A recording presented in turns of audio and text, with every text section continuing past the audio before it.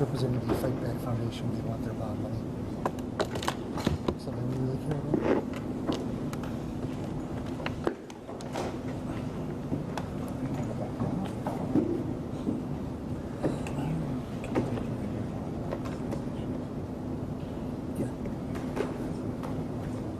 Talk about that, yeah.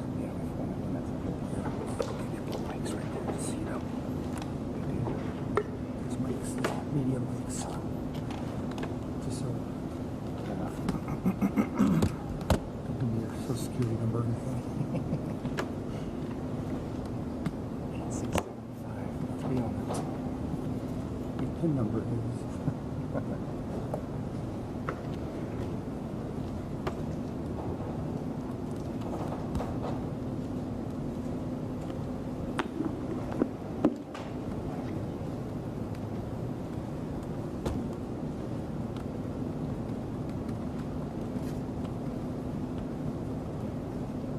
All right, this is the case of State against Rittenhouse. The state appears by Assistant District Attorneys Thomas Binger and Jim Krause. Good morning, Your Honor. Mr. Rittenhouse appears in person, represented by Attorney Mark Richards, Corey Shirapasi, and Natalie Wisco. All right, and we've got a few technical problems this morning, and I'm on a different network than usual, which... Ms. Motley, you have your hand up? What's up? Sorry, I was turning up my volume. Oh, okay, no problem. Yeah, I'm on a different network. I don't think that'll cause any problems. The ordinary network we use was not coming up. So, and then I had to choose between, and I don't know why, this hasn't happened previously that I can recall. I had to choose between the courtroom view, which is what should be in the center right now, showing all of the lawyers, and if I move it around, all the lawyers and the defendant, and or views of myself, and I figured people would rather look at the courtroom than me, but so that's how it's set up at this time, and I could change it. But unless there's some reason, I'm not going to. So that's the technical report. And I'll now ask you folks to update me if there's anything since the last filing, and then we'll start taking on the nuts and bolts of the case and some of these motions which have been filed. So, Mr. Binger, have you got anything? Judge, I just want to confirm with regard to the Victims' Rights Act, I know Ms. Motley was going to appear representing Mr. Grosskreutz. John Huber, the father Anthony Huber, had been appearing in the past along with attorney Steve Art. I'm not able to see who's on your Zoom connection there, so I just want to make sure that we have everybody that needs to be here. Yeah, I think Mr. Huber is on. I don't see... I'm here, yes. Yeah, and I don't see attorney Arts, and Mr. Grosskreutz is on, and Ms. Motley is on. Is there anybody else appearing? Let me make sure that there's nobody in the waiting room. Your Honor, just for the record, I'm also here on behalf of the estate of Joseph Rosenbaum. Fair enough. All right, and... We're not aware of anyone else who would be appearing, Your Honor. All right, and what else? Other than that, Your Honor, I don't have anything new since the last filing.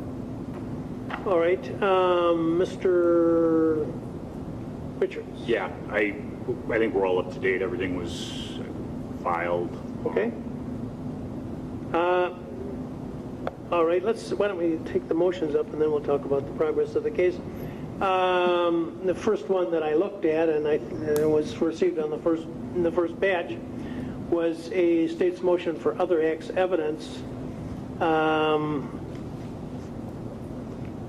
The state alleging that on June 1st of last year, the defendant assaulted a female in Kenosha, and I did review your briefs. Did you want to add anything to what's already in the brief, Mr. Binger? Your Honor, I've reviewed the defense response brief, and I think that there is a notion that the defendant's state of mind is not relevant here, or that because there's really no dispute that these were intentional acts, that somehow the only issue remaining for trial is the reasonableness of the defendant's actions. That may very well be where we're at the end of the trial, but at the beginning of the trial, I have a burden of proof. There are claims against the defendant that go to his state of mind in terms of intent or recklessness, and it's my burden to prove that. At that time in the case, I won't have any testimony from the defendant. I don't know if he's going to testify or not. He doesn't have to. He has the right to remain silent. So I certainly can't presume what evidence may or may not come in the defense case. This is an unusual homicide case in the sense that it is not a whodunit. This is not a question of did the defendant kill anyone. The question is what was his state of mind and whether or not his actions were reasonable or not, and whether or not they go to intent or recklessness or some other mens rea. That is the mental state that the state needs to prove. We don't convict people without the requisite mens rea. So his state of mind is perhaps the most critical issue in this case. The motions that we filed, both this one and the other acts motion that we'll get to in a moment, illuminate the defendant's state of mind, both on the night in question and also on these preceding events of June 1st and August 10th, which is the date of the other motion, or the events of the other motion. And I believe that these motions help the jury to understand the defendant's state of mind. And I think that that is a relevant element, both in terms of the criminal charges here and also under State v. Sullivan, in terms of intent, motive, knowledge, absence of mistake, etc. The first motion that you've discussed, Judge, has two prongs to it. One is with regard to that June 1st fight. That is a fight which has been captured on video. It is an incident in which it's my understanding that the defendant's sister got into a physical altercation with another female. This was essentially a one-on-one fight, somewhat of a consensual fight. Both of them interested in assaulting one another. But in the midst of that, Mr. Rittenhouse intervenes and begins to add on to what his sister is doing to this other female by assaulting that second female. And I think that that goes to the defendant's state of mind in this case because it shows that his understanding of self-defense, his understanding of the need for self-defense is a certain way, and I think it's an improper and unjustified use of it. I also think it goes to what I will posit will be a strong theory of the state's case here, which is the defendant is essentially a teenage vigilante involving himself in things that don't concern him. And we have a common theme here, both with regard to this incident and the August 10th incident that's the subject of our second other acts motion. The defendant throwing himself into situations that don't concern him, that he has no complete knowledge of, that no one asked him to be involved in, and using force or threatening to use force in an unjustified, illegal, unwarranted manner. So I think with regard to this other acts motion, that June 1st incident illuminates the truth for the jury. It illuminates the defendant's state of mind. And the jury is going to have to consider that state of mind when it makes its determination here in this case. The second part of that other acts motion is with regard to the incident after a court appearance in January, where the defendant goes to a bar in Racine and is serenaded by members of the Proud Boys.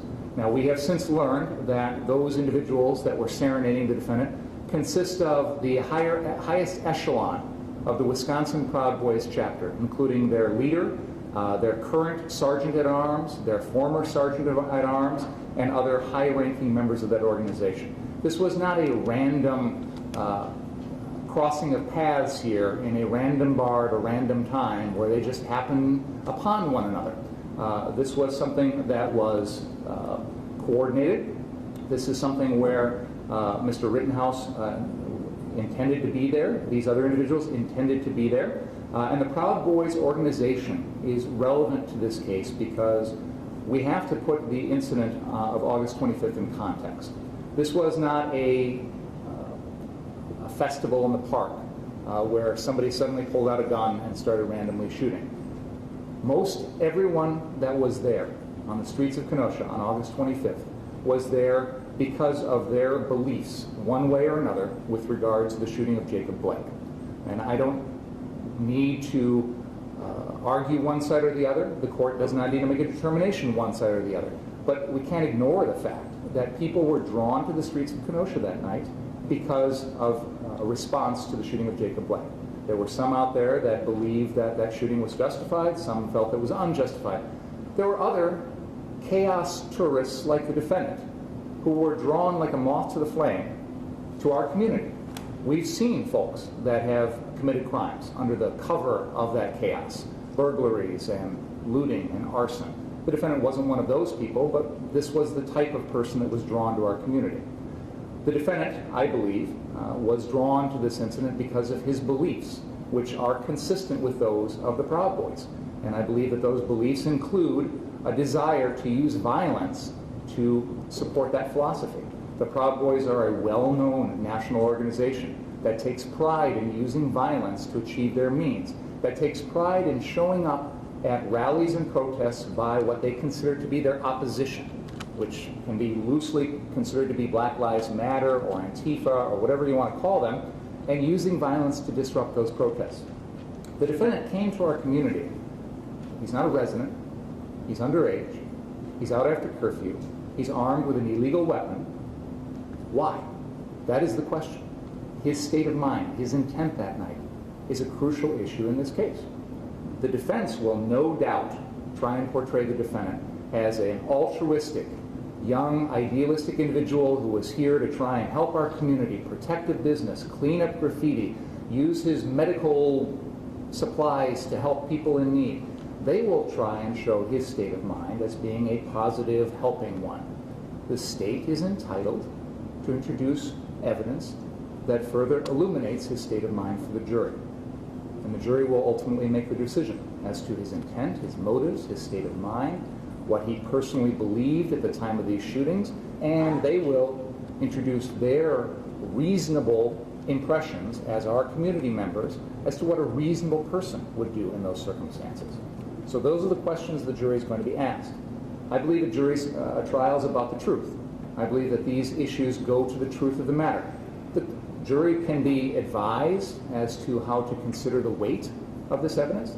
The jury can make its determination as to the weight and the relevance, the importance of, or the pertinence of this in terms of whether it's really a true description of the defendant's state of mind or whether the other side, portraying him in a different light, is the true portrait of his state of mind. But I believe the state is entitled to introduce these two pieces of evidence as part of our first other acts motion because it goes directly to these issues. Looking at the Sullivan factors, these are being sought to be admitted for a proper purpose. They are relevant to the issues at the trial, and they are not unduly prejudicial. They are close in time. They are directly relevant to the factors in this case. The court can give a limiting instruction as to the use of this evidence, which will also help to mitigate any undue prejudice here. But again, these are the defendant's own actions. He's responsible for his actions. What he did on June 1st, what he did at the bar in January in Racine, and of course, what happened on August 25th here. So for all those reasons, Your Honor, I believe that the court should grant our first other acts motion and allow the state to introduce these pieces of evidence as part of our case in chief. Thank you. Thank you, Mr. Richards. Mr. Sharafi. Judge, I'm going to address it if I could. Thanks. So as it relates to the first other acts on June 1st, so the state is asking you or inferring that they're able to ascertain Mr. Rittenhouse's state of mind 2.5 months prior to the incident. So his state of mind on June 1st and his actions on June 1st somehow play a role in his state of mind on August 25th. This is, as an officer of the court, this is what I'm telling you. Mr. Rittenhouse it will not be debated that this action was intentional. It will not be debated that the action was intentional, and he will raise the issue regarding self-defense. When we're looking at the purpose of other acts,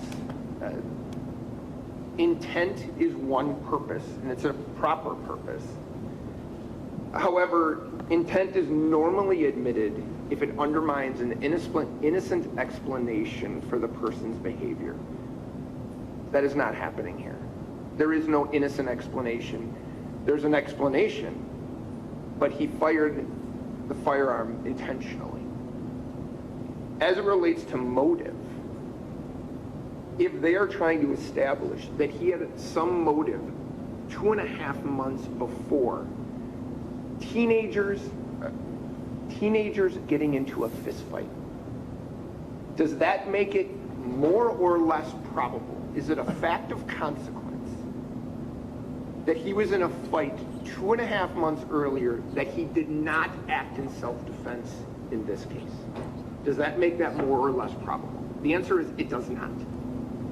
It doesn't have anything to do with whether or not it makes it more or less probable that he acted in self-defense. The entirety of this is captured on video. The only issue in this case is going to be the reasonableness of those actions as they're determined subjectively and then objectively from a reasonable person in his position.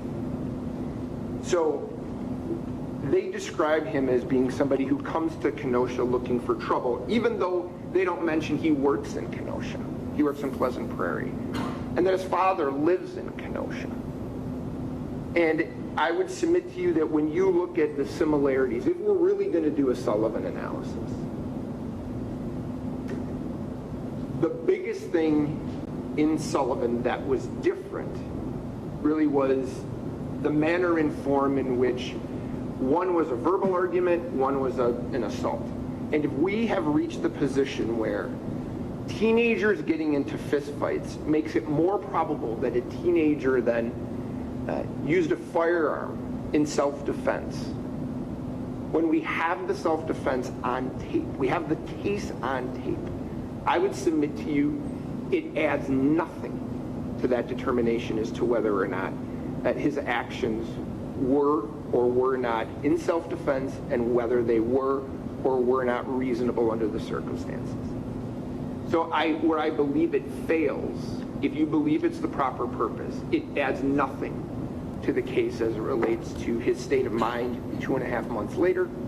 And certainly because this isn't a whodunit, and it wasn't an accident, it is an intentional act with an affirmative defense attached to it. And I don't think under those circumstances, this particular instance has any relevance to that, all right? As it relates to the Proud Boys, I mentioned this in the brief, and Mr. Binger has ignored it. Mr. Binger, what? Mr. Binger has ignored it. For this to be considered by you, there must be evidence by a preponderance that on August 25th, 2020, Kyle Rittenhouse was either a member of the Proud Boys or had loyalties to that group. It is no different than you would make a determination if there was, for example, somebody wanted to introduce evidence of a gang membership. I'm telling you as an officer of the court, we have downloaded Mr. Rittenhouse's cellular phone. We have an expert review that phone. That expert has done an analysis to try to determine if there is anything on that phone related to Proud Boys, militia, white nationalists, Boogaloo Boys, KKK, 3%ers, any type of hate group that you might consider. And the finding was the extraction does not establish that the user belonged to or even had any interest in any malicious-style organizations. Mr. Binger has provided you no information whatsoever that on the day in question, August 25th, that Kyle Rittenhouse had any affiliation with that group at all. He's asking that you take and allow evidence to be admitted over 4 months later about a photograph without any information that anything related to this case involved the Proud Boys. There has been nothing. And I have cited for this court cases in my brief related to, for example, gang memberships. And in every one of those cases, the court had to make the finding, first, the person is in fact a member of this organization or has loyalties to that organization. You've heard nothing in his brief and nothing in his argument today that would substantiate that on August 25th that fact existed. There has been interviews with witnesses, some of whom are admitted militia members, some of whom are admitted far right-wing have right-wing ideology, to a person none of them had ever heard of, talked to, knew of Kyle Rittenhouse prior to that day. None of them. So there is nothing in this record, and there's nothing that Mr. Binger can point to that should satisfy you to even do this analysis, meaning that there has been a showing by a preponderance that he has any of these affiliations. Okay? So I don't think they get there. However, if you're going to make the considerations as to whether or not they have provided that evidence to you by a preponderance, and we're going to go to the relevance standard, there is nothing that would indicate that any of these shootings were related to, he describes them as the Proud Boys as a racist hate group. There is nothing in this evidence that would support the idea that any one of these shootings was racially based. I mean, we have to remember the 3 people that were shot are white. The only racial statements that were made that's going to be in evidence in this case is of Mr. Rosenbaum. The first person was screaming the N-word during this. That's it. So to admit evidence that because he's a member or has ties to an organization which he's been unable to prove, that this somehow is a motive for the shootings, when unless they can tie that these shootings are somehow racially related to these 3 people, it doesn't add anything to whether or not it was done in self-defense. It is without debate, Judge. All 3 of these people were chasing Kyle Rittenhouse. All of them. That is not debatable. So for them to say the fact that he has, or they believe he has some tie to this organization, without any information that in fact that's the reason that this happened, it doesn't move the ball further down in terms of making something more or less probable, a consequence of fact. If they can't show that this shooting was related to that and argue that's the reason it wasn't in self-defense, I don't think they move the ball. And I think if you're really going to do the Sullivan analysis, what they're talking about is 4 months after the fact, people in a bar, there's no information that Mr. Rittenhouse knew who they were when the photos were taken. But he's having lunch and they're taking pictures. That is somehow close in similarity to what happened on August 25th. As I mentioned in my motion, my response, August 25th has been described as a war zone in Kenosha. The evidence in this case will be multiple people are armed, whether it's militia members, rioters, threats are being made amongst the groups, there's a curfew, there's police presence. You're going to use that and say having lunch and taking photos with people with no tie to that organization is somehow moves the ball toward making it more or less probable this was not done in self-defense. I ask that you consider it, as I said, much like courts consider membership in other organizations. There has to be some tie to it before you would allow it to be admitted. I would finally, in this particular case, talk about the unfair prejudice without a tie to it, without some information that he's part of this group, and without some information that this these shootings were motivated by hate or race. It is, the probative value of that is substantially outweighed by its prejudicial value. We are hoping to try this case on the facts. And to admit evidence that bears nothing moving forward on the case, other than to say he has some ties to some hate group, even though there's no proof the shooting was related to a hate group, I think would wildly prejudice the jury as it relates to the facts of the case. So I don't believe they've, certainly as it relates to the Proud Boys, I don't even think you get to this, Judge, unless Mr. Bringer can point to some indication that on that day there's a connection that he can actually put forth in evidence. But otherwise, I believe the evidence is not relevant, should not be admitted. The first one is 2.5 months before, the second one is 4 months after. And I don't think it would assist the jury in any way in this case in making that determination, and I would ask that you deny the motion. Thank you. Well, I'll tell you, with respect to both of these requests, I think if I admitted either of these, I'd get reversed. That's the bottom line. I think that the first one, the incident involving the sister, this is clear, in my estimation, it's a propensity evidence.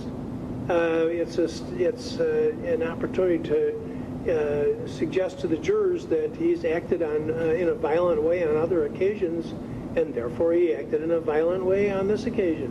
There's no connection between these two events at all. They're totally dislike each other. One involves a fight involving some kids, including the sister of the accused, and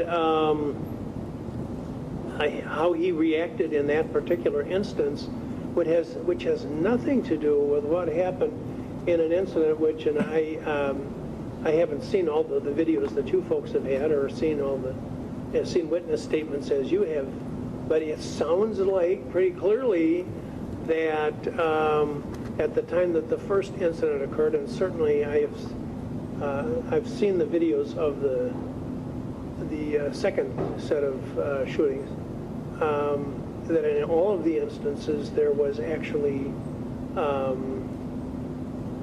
contact between the people leading up to the shooting incidents, and in all of the incidents there was some confrontative behavior, which is certainly subject to multiple interpretations, and I don't want to get into that, that's for the jury, but it's nothing like the incident involving the sister. So this to me is clearly propensity evidence. It's exactly the kind of evidence that the rule is designed to prohibit. And as I say, I'm virtually certain that if I admitted this kind of evidence, it would be end up in a reversal if there were a conviction.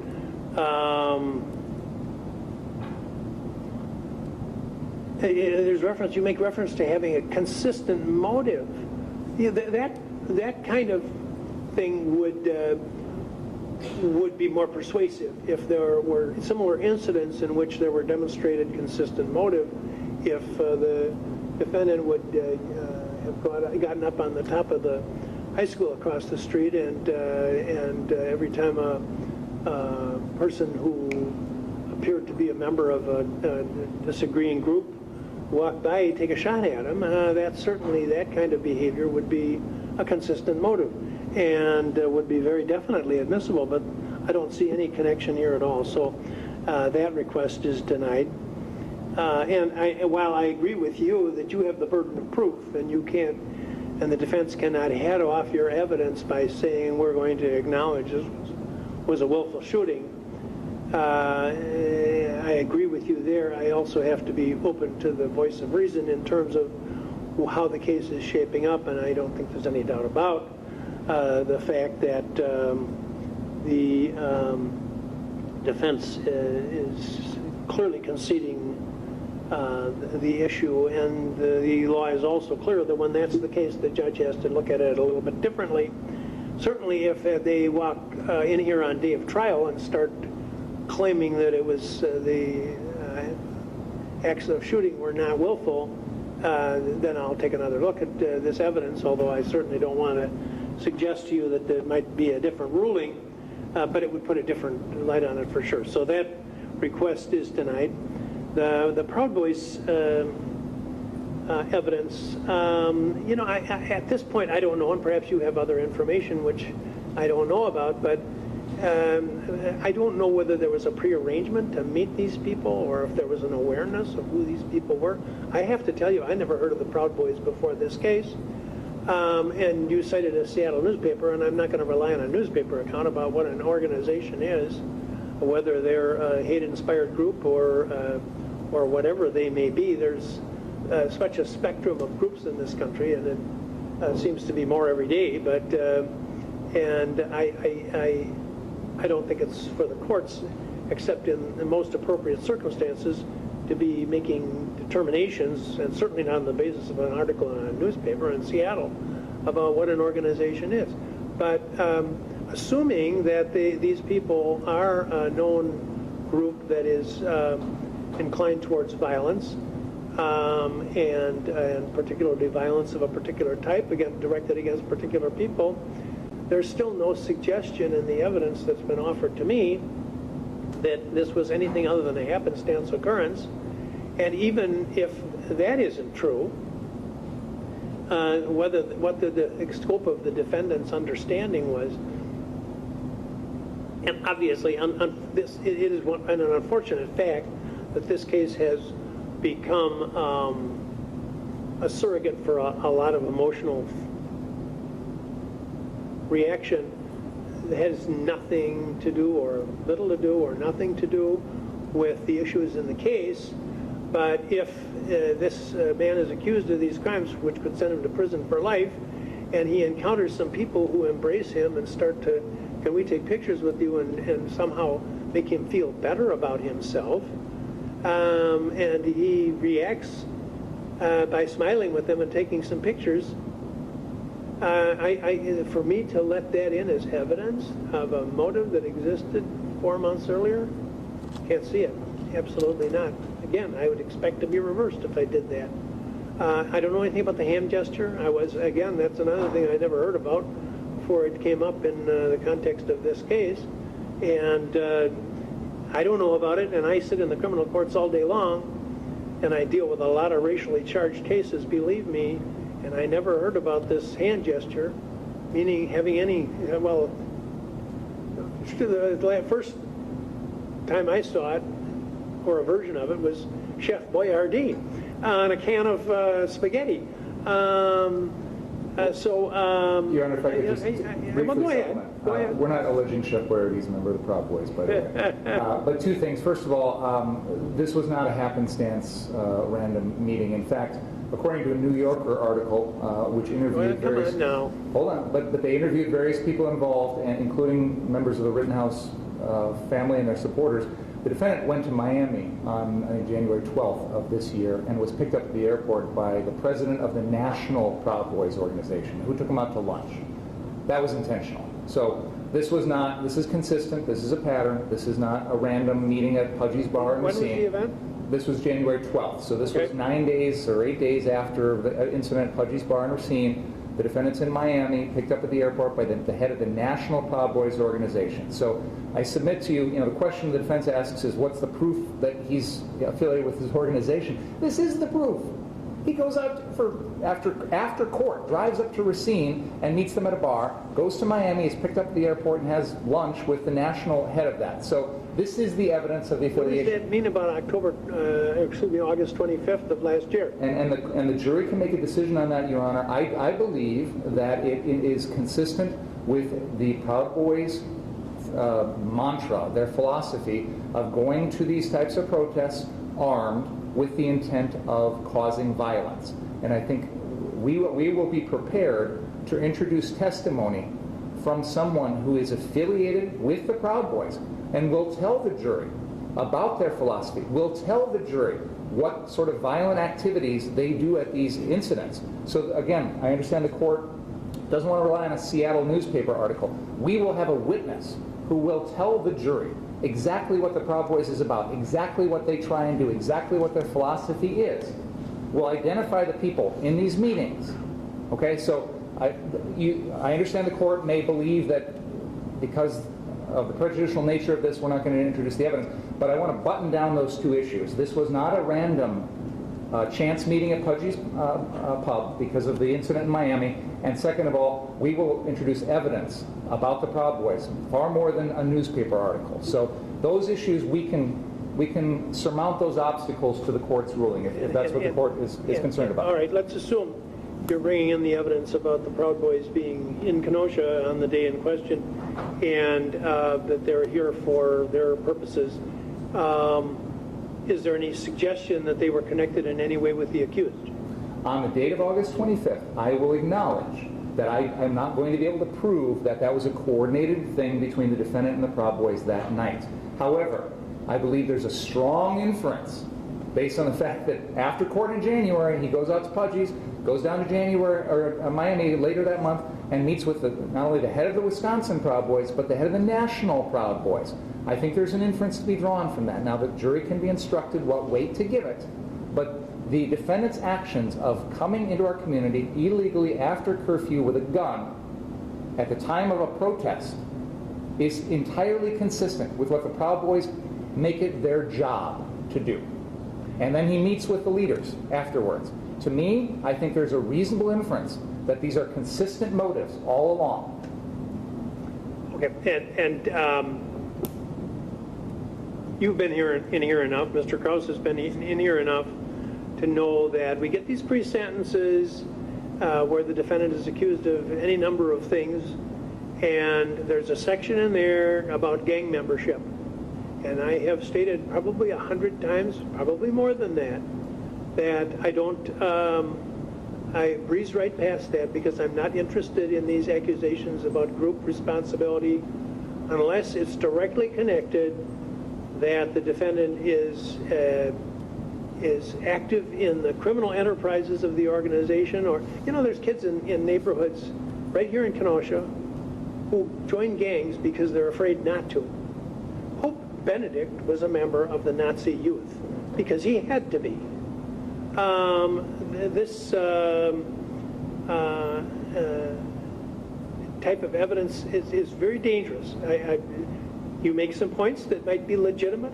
I certainly would keep the door open if you can show that there's any connection between the defendant on the day in question and this organization. But as I said before, if this organization embraces the defendant after the fact because he's lionized because of his behavior, that is not something that the jury can make anything out of that would be lawful.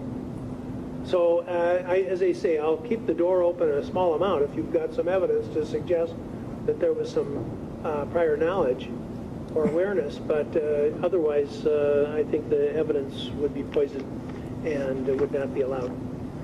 All right, now the next one is the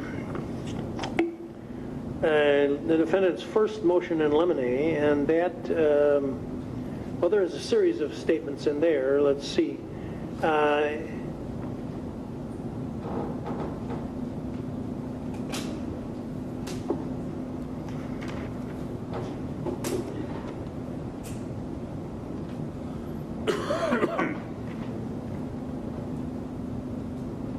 He's asking that the state be prohibited from the Pudgy's incident. That's in point 3, and I've already discussed that.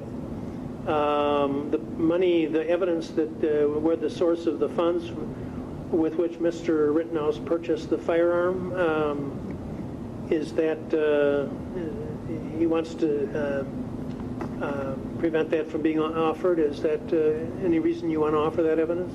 Absolutely, Your Honor. The defendant is charged with illegally possessing a firearm. The circumstances under which he possessed that firearm are directly relevant to that charge. So how he obtained it, how he purchased it, the circumstances under which he purchased it, how he paid for it, etc., all of that is relevant. I believe that there will be testimony with regard to this. I don't think there's any dispute that the defendant turned around and used his stimulus check very shortly thereafter to go up to Ladysmith, Wisconsin with his good friend Dominic Black, and used essentially gave the money to Mr. Black, who then purchased it on behalf of the defendant because the defendant was 17. He can't legally purchase or own a firearm. What is the source of the funds? How is that relevant? It's relevant, Your Honor, because Mr. Black was working essentially as a straw purchaser here, Your Honor. That's a separate issue. What he's asking and not be allowed is evidence about the fact that he used the stimulus money to buy the gun. Where's the probative value of that? Well, Your Honor, I think it paints the picture for the jury of how this transaction occurred. How does Mr. Rittenhouse come into this money? It's a lot of money. We're not talking about $50 here. We're talking about $800 or thereabouts.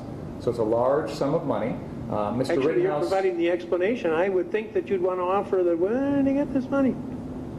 I don't understand. we can leave the question open for the jury, Your Honor, and we can let them try and speculate if they want to, but since we already know the answer, why not tell them the truth? I tell them anything. I mean, he had money. He certainly had a job as a lifeguard or something, I read. I don't know that he had that job at that particular time, Your Honor. No. I don't want to get into Yeah. I mean, the defense is going to talk about his work as a lifeguard. We've already heard reference to him, working in our community, although he worked in Pleasant Prairie. But what is the relevance of the stimulus money being used for that as opposed to being used for drugs or for new musical instrument or a boombox, or is it? I don't know. If we want to cut off reference to that, is that a current term, boombox? I don't know. If we want to cut off reference to that, Your Honor, then why don't we just cut off reference to the defendant working in Pleasant Prairie as a lifeguard too? You haven't given me a reason. Well, I think it's the same issue. I think it's the same. It's two sides of the same coin, Your Honor. Yeah, I would tell you that I don't think it's a big deal, but I do think the defense is correct that it doesn't sound to have much relevance. I also don't. You're suggesting that the reason he's trying to do it is to denigrate the defendant for not using the stimulus money for a more altruistic purpose. I would imagine that some percentage of the American people who got money used it for altruistic purposes, but I would bet most didn't, including some who probably spent it on illegal drugs. I just don't see how it goes to any element that's in dispute here.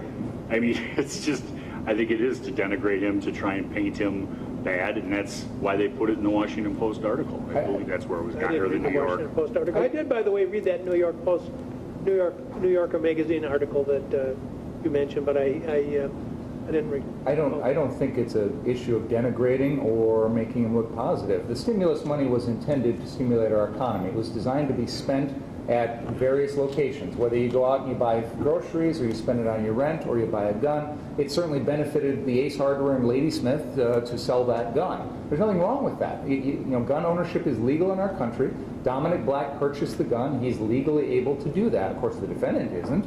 But there's no implication here by the fact that it's stimulus money used to purchase a gun. There's no automatic implication, positive or negative, on that. It's exactly what the stimulus money was intended to do, was to be used to stimulate our economy by supporting businesses. Yeah, I think it's going to elongate the trial. So to me, it's, I'm not going to give you a definitive ruling now, because it's not, in my estimation, it's not that objectionable, but it's also not that probative. And I tell you what, we're not going to spend as much time at the trial as we are today talking about this, because we want to move this case along. So if he asks and you object, you're going to get a one-word response as to whether I decide at that given moment in time whether it's, and that may have something to do with the pace at which we're moving. So I just don't want to get bogged down. The item number 3B, that's Pudgy's again. Your Honor, I think 1 and 3 in the motion in limine are covered by your ruling on the other acts motion, so I don't know that we need to spend more time on it. Judge, I think it's everything then. I think this was filed before the state filed their other acts motion. All right. So it was kind of done preemptively. So we're all done with this? We are. Yeah. Motion to admit evidence. That is evidence of whether, because Joseph Rosenbaum had been convicted of child sex offense and went to prison for it, I guess, three different times. You can start talking with an extreme bias towards denying your request. Understood, Your Honor. Okay. Your Honor, his status as a felony offender is relevant in this case because based upon the facts of that evening and his conduct. When Mr. Rosenbaum was on the scene on the 25th, he made threats to numerous people, including my client and Mr. Balch, where he specifically said, if I get you alone, I'm going to kill you. And that happened earlier in the evening. It's reported. I received that discovery from the government. It was from an FBI agent who interviewed Mr. Balch. Mr. Rosenbaum made other threats about not being afraid to go back to jail. He stated, I just got out that day, which was overheard by my client. And ultimately what ends up happening, and it's on the video, my client is walking down the street, Sheridan Road, towards what I would refer to as car source 3, where the first shooting occurs. As he's walking down that road, Mr. Rosenbaum becomes aware of Kyle. He's been called and asked to go there to potentially put out fires that people are starting at that location. He asks for... You say he, you're talking about my the client. accused. Okay, go ahead. He asks for a fire extinguisher from the gas station at the corner of 60th and Sheridan Road. Somebody provides him a fire extinguisher. He takes off in the direction of 63rd and Sheridan Road, car source number 3. As he's going to that location, Mr. Rosenbaum and Mr. Zeminski are seen on video behind him.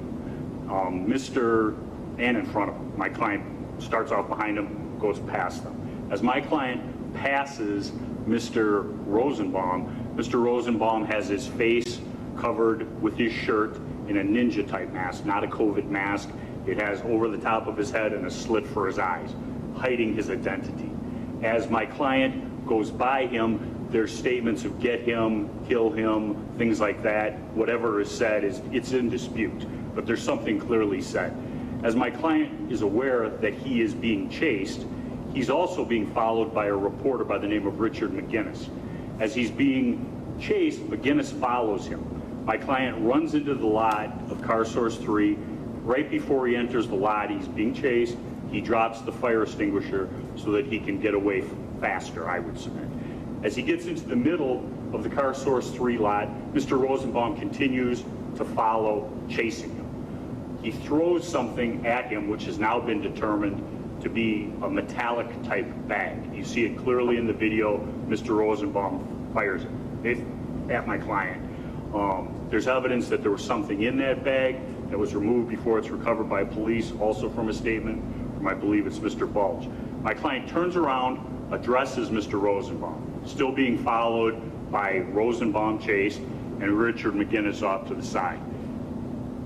He turns around when Mr. Rosenbaum does not stop, even though he's pointed a firearm in his direction, and begins running away further, and he's looking over his shoulder back at Mr. Rosenbaum, who continues to advance. Richard McGinnis states that Mr. Rosenbaum continues to run at Kyle, even though Kyle is now addressing him and pointing a firearm in his direction. Mr. McGinnis states that he lets out, as he describes it, a blood-curdling scream yelling the F word. He being? Mr. Rosenbaum. Go ahead.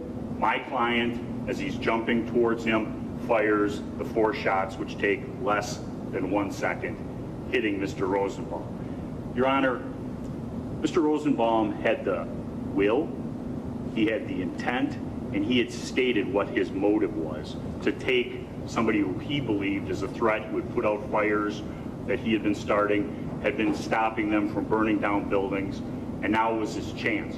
Mr. Rosenbaum, because of his status as a convicted felon, is unable to lawfully possess a firearm, could not purchase a firearm. He saw this as the opportunity to possess a firearm and take care of what he believed was a threat or a problem to the rioters, not demonstrators, rioters, which Mr. Rosenbaum was.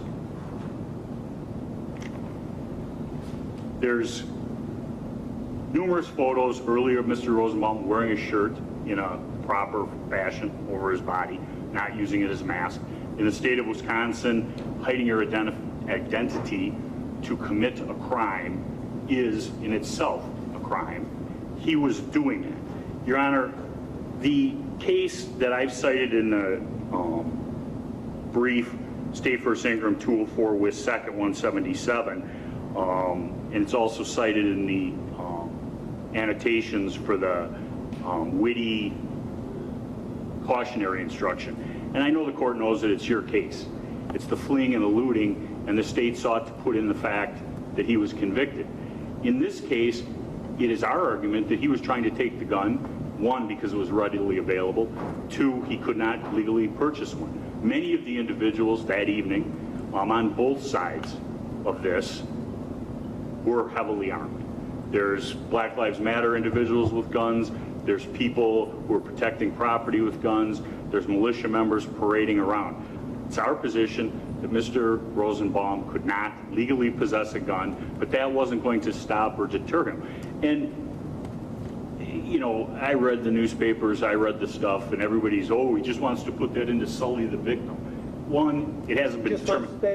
To sully the victim? Okay, go ahead. One, it hasn't been determined whether he's a victim or whether this was a justified homicide on the part of my client. Secondly, under Old Chief versus U.S. 204, United States 177, there could be stipulations that could be entered into. In this case, it doesn't have to be that he's a convicted pedophile. It can be that he was a convicted felon, which serves a purpose. He was stealing a firearm while masked, attempting to, which is a felony in the state of Wisconsin. Theft of a firearm, masked, felon in possession of a firearm are just a list, not to mention attempted battery, things like that, that he was attempting to do that evening to my client before he was shot. It's highly probative. It explains why Mr. Rosenbaum possibly didn't bring his own gun, why he was seeking to get the gun from my client. And that isn't my client's words. My client would testify to that, but it's an independent witness who the government has listed as a complaining witness, Richard McGinnis, who says he was going for Kyle's gun. And that's in interviews to law enforcement, and that's in interviews to my investigator. Did you say when you began that there is a witness who reported hearing Mr. Rosenbaum say he just got out of jail that day to the accused? Yes. He said he was announcing it to the people at Car Source 2 where my client was in the property. And it wasn't jail. He had gotten out of a mental institution, what is the evidence, I think. Well, what institution he was in was not important. What the decedent allegedly said is the important thing. He allegedly said what? He said, words to the effect, I just got out of jail today, I'm not afraid to go back. And is that in the discovery, I assume? I don't remember those words. I know he had gotten out of, I think it was a commitment that day, not jail, but I don't recall seeing those words. Go ahead, I interrupted you. Hey, Your Honor, that's the argument. He said it, it's in the discovery, which I was provided by the state. It's reported by numerous individuals, and there's that incident, there's where he's yelling to people, just shoot me, N-word. He was not a demonstrator. He was somebody who came to Kenosha, whether he lived here or he didn't, came to the downtown area to wreak havoc on this city. And our position is he ended up attacking our client because our client was alone, and our client ran from him as far as he could. And in the drone footage, you see him run up against a wall of cars. He stopped at that location, and he can't go any further. On the other side of the cars, from the drone footage, you see the demonstrators bashing in the car windows, and he didn't want to run through that. He turns around, he addresses Mr. Rosenbaum. After Mr. Rosenbaum's buddy, Mr. Zeminski's already fired the first shot within seconds of Kyle firing.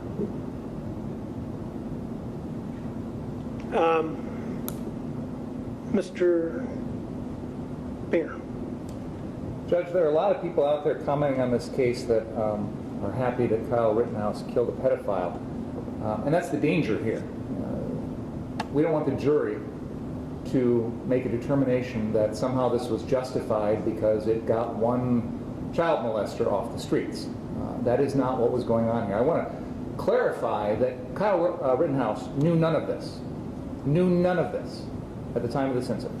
Had no idea that Joseph Rosenbaum had ever been convicted of a felon, had no idea he was a sex offender or anything like that. So this doesn't go to Kyle Rittenhouse's state of mind. And that's important for self-defense. This is not a subjective issue. This is not a reasonable issue. It does not go to self-defense at all because there's no evidence Kyle Rittenhouse knew anything about Joseph Rosenbaum's history that night. They had never crossed paths before that night. They'd never met. And I agree with you on all of those points that you're making. I guess I'm struggling with, and as you recall, I started by saying that I had extreme bias against the defense position. But I'm struggling now a little bit because I'm hearing about this statement allegedly made by Mr. Rosenbaum about having just gotten out that day and not afraid to go back, if that is in fact testimony that's going to be offered at the trial. It does put a different light on it, not about whether he's... I would be surprised if I would admit evidence that he was a sex offender or that he had, the number of times he had gone to prison or the revocations. However, if indeed there's evidence produced that he had made the statement about just having gotten out that day, that certainly does put a little bit of a different light about it. So you don't have to convince me that about what was in the mind of the accused, other than the statement allegedly made that he had just gotten out that day. And so why don't you argue on that point? Sure, Your Honor. With regard to the motive that Joseph Rosenbaum had that evening when he confronted the defendant, because that's where this really goes to. The defense wants to argue that his motivation in confronting the defendant was, among many other things, which counsel's just detailed, a desire to obtain the defendant's gun because Mr. Rosenbaum couldn't get the gun any legal way. That is really what this is. He's a felon, so he can't go to Dunham's or Gander Mountain and buy a gun. He's got to steal it. That's the only reason why this fact of his felony conviction could possibly come in a trial, is to show that motive. So, how plausible is that motive? First of all, we have no evidence that Joseph Rosenbaum wanted a gun that night. None whatsoever. No one is going to testify that he ever tried to get a gun since his last felony conviction, that he ever said he wanted a gun that night, that he ever said anything about wanting to get armed that night. There is nothing in this record as to him saying anything about his motivations with regard to a gun. Second of all, counsel's acknowledged everybody had guns that night. In fact, earlier in this hearing, counsel referenced a racist statement that Mr. Rosenbaum said. That is on video. Everybody's seen it here in the court. And it's clear Mr. Rosenbaum is walking up to individuals that are similarly armed to Mr. Rittenhouse, that are openly carrying AR-15 style assault rifles slung around their shoulders. He gets in their face and he is challenging them. This happens on the videos. Now, does Mr. Rosenbaum at any point reach for anyone's gun in that situation? No. Does he try and take it away from anyone? Does he say, let me have that gun? Does he say anything about a gun? No. So I posit, Your Honor, that if Mr. Rosenbaum showed up randomly in Kenosha that night, after having been released, and decided, this is the night of all nights, I need to go get myself a gun because I can't buy it at the store. If he really wanted to steal it, he had the entire evening to steal it from countless people. But he wasn't chasing after Mr. Rittenhouse because he wanted to steal Mr. Rittenhouse's gun. Counsel's already detailed numerous allegations or parts of this story that the defense will try and introduce evidence on that suggests that there were other reasons why Mr. Rosenbaum may or may not have been chasing Mr. Rittenhouse. And by the way, I don't concede the narrative that counsel laid out about the facts here because I think there's more to the story, which we'll get at trial. But at any rate, if you listen to counsel's argument, the allegation is that Mr. Rosenbaum was starting fires. He was trying to destroy property. The defendant was grabbing a fire extinguisher, trying to stop Mr. Rosenbaum. They had multiple interactions, at least one at the car source on 59th, and then maybe later on as they're traveling down Sheridan towards the 63rd Street car source. At any rate, those are all potential explanations why Mr. Rosenbaum may have had a motive to do what he did that night. And they are far more relevant in time, plausible, and consistent with the evidence than this obscure notion, this implausible and irrational notion, this unreasonable notion that Mr. Rosenbaum decided this was the night that I need to go get myself a gun illegally on the street, and that's the person I'm going to take it from. I mean, Mr. Rosenbaum, to say that the best way for him to go get a gun that night is to approach an openly armed individual carrying an assault rifle slung around his shoulder and take it from him by force, it strains credibility, Your Honor. Now, in their motion, the defense has suggested that there's some evidence Mr. Rosenbaum was reaching for Mr. Rittenhouse's gun. Now, they didn't mention that here in the hearing, but it's in their motion. Well, let's talk about the circumstances of that interaction. Yes, it is on video that at some point Mr. Rosenbaum is running through the 63rd Street car source, chasing after Mr. Rittenhouse. He throws a plastic bag. It's not a metallic bag. It's a plastic bag. Towards Mr. Rittenhouse, which lands harmlessly 10 feet behind Mr. Rittenhouse as they're running. I've read that over and over again about the plastic bag being thrown at somebody. Now, if I throw a plastic bag at you, I guarantee it's not going to hit you.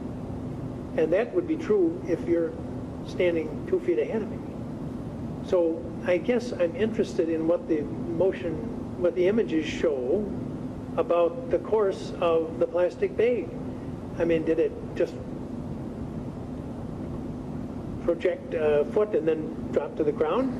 Or did it act like a missile in the direction of the accused? There was something inside the plastic bag. There was something inside of it. We've never been able to determine exactly what it was because it was not recovered in evidence. This was a scene where, obviously, because of all of the chaos and situation... The point is that it's shown on video. It flies into the air. This is not just a plastic bag, which is what the complaint says, a plastic bag. Sure. It flies into the air. It lands about 10 feet behind the defendant as the defendant is running away. I don't think anyone can reasonably argue that it was a risk to cause bodily harm at any level to the defendant. I suspect Mr. Rosenbaum threw it out of frustration or anger, but it's not a reasonable threat to the defendant's safety. My question has been answered. Okay. So then what happens is these individuals run between some parked cars, and there's an allegation in the defense motion that Mr. Rosenbaum is reaching towards the defendant's gun, may have come into contact with the gun, although there's no physical evidence to support that. But at any rate, why is Mr. Rosenbaum allegedly doing that? We don't know. We don't have any statements from him. We have speculation from witnesses. We can speculate by watching the video, but that is all that is pure speculation. Now, I submit that in that circumstance, the most reasonable explanation why Mr. Rosenbaum may have been doing that is the same thing any of us would do if someone pulled a gun on us, is probably try and defend ourselves by pushing the gun away or knocking it away or anything like that. But the notion that in that moment he thought to himself, I'm a felon, I can't go to the store and buy a gun, so I'm going to take it away from this random individual on the street, is utterly preposterous, Your Honor. So I don't think there's any plausibility here. I don't think there's any evidence as to the Sullivan factors of motive, intent, knowledge, anything along those lines here, because we simply don't know. And Mr. Rosenbaum, obviously, is not in a position to answer any of these questions because he's deceased. So we're talking about the motives of someone who can't defend themselves, can't respond to any of this, and that is completely improper. Your Honor, just briefly in response to some of the more interesting points Mr. Binger made. One, the evidence is timely. It's part of what happened that evening.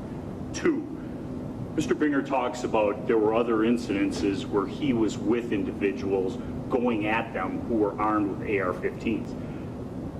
The very distinctive thing between those incidents at the gas station on 60th and Sheridan Road and the situation between my client and Mr. Rosenbaum are, my client was alone, it was not well lit.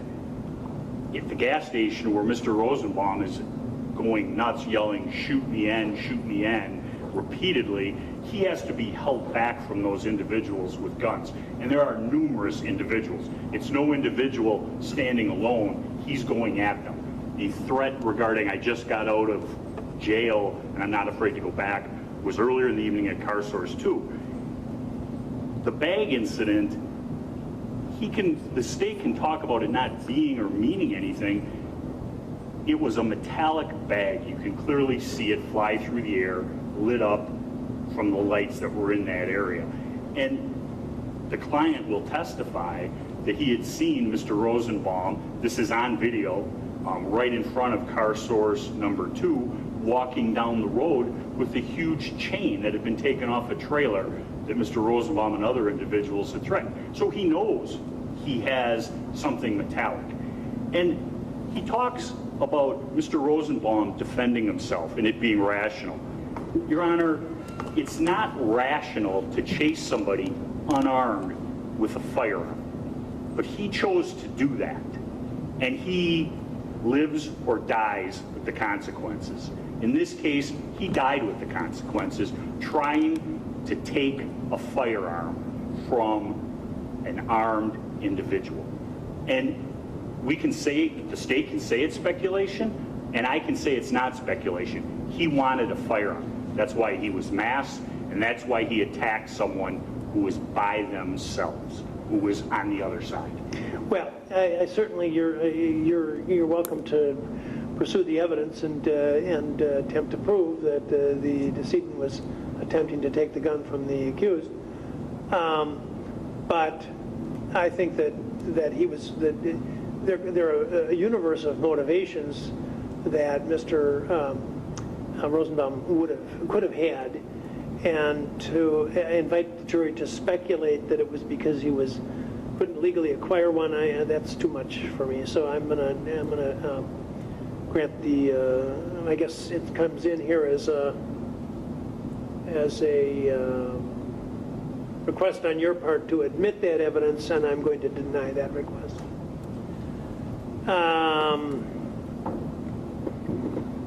Notice of intent to enter. Oh, this is the testimony of John R. Black. By the way, the clerk told me that there were some materials received today about expert witnesses that I have not seen. They were not filed until either this morning or last night. Yesterday afternoon, and I haven't seen them, and I hope they're not something that you expected me to talk about today, because I've not even seen them. But I do have the discussion regarding John Black, and I will tell you before I hear what you have to say. Your Honor, before we go any further, can we just take like a 5-minute break? Your wish is my command. Gonna work. All right, let's start again at 25 after. Thank you. I think I've got a case waiting in the wings, don't I?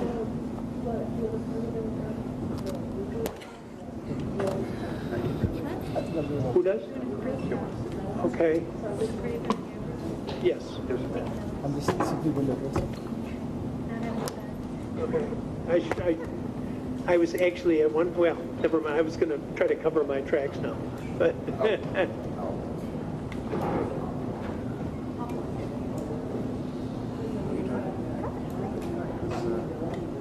No, get rid of it. Good. What's on the 11th? What is the 11:30? Probation violation. Let me take a look. We may reschedule the 11:30. Beach. Oh, that's Joseph Beach. Okay.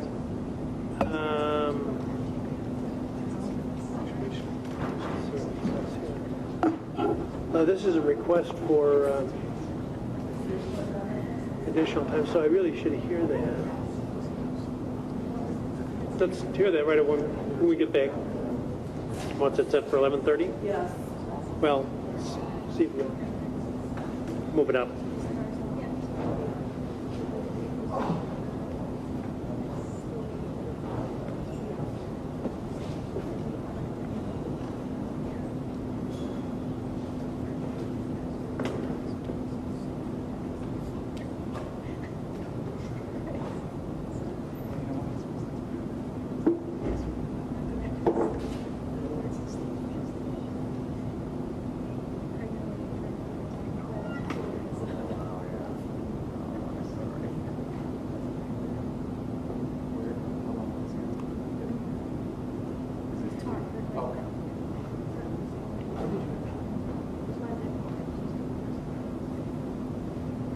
One today? I already have this.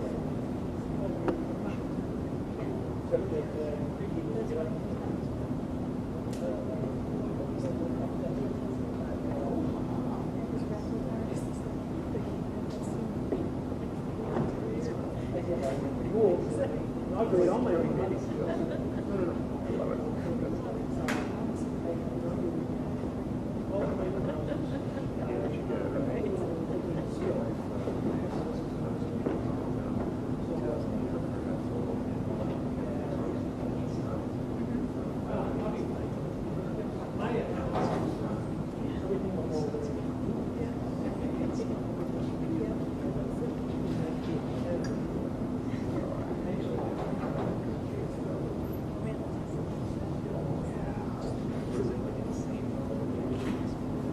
Yeah, we don't put it in that.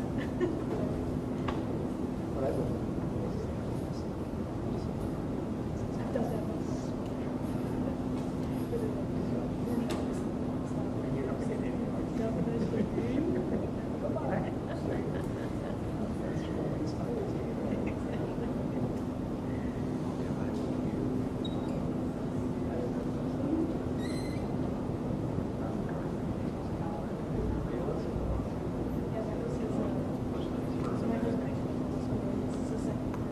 Oh, yeah, you mentioned that, yeah.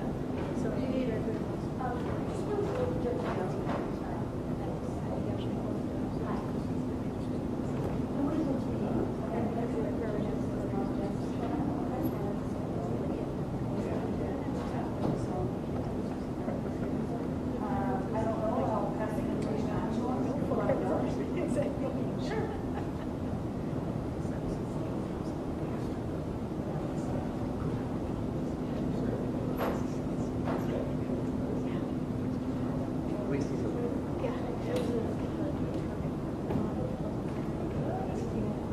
So yes, we can.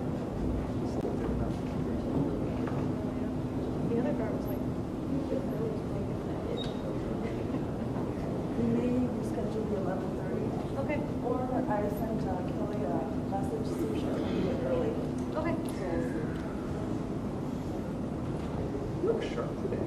I'm so used to seeing you in Flip-flops and other attire. see, I set the bar real low. So then I show up like wearing a cheap, not well-fitting suit. That's like way up here. You outdone yourself. Left to a trial.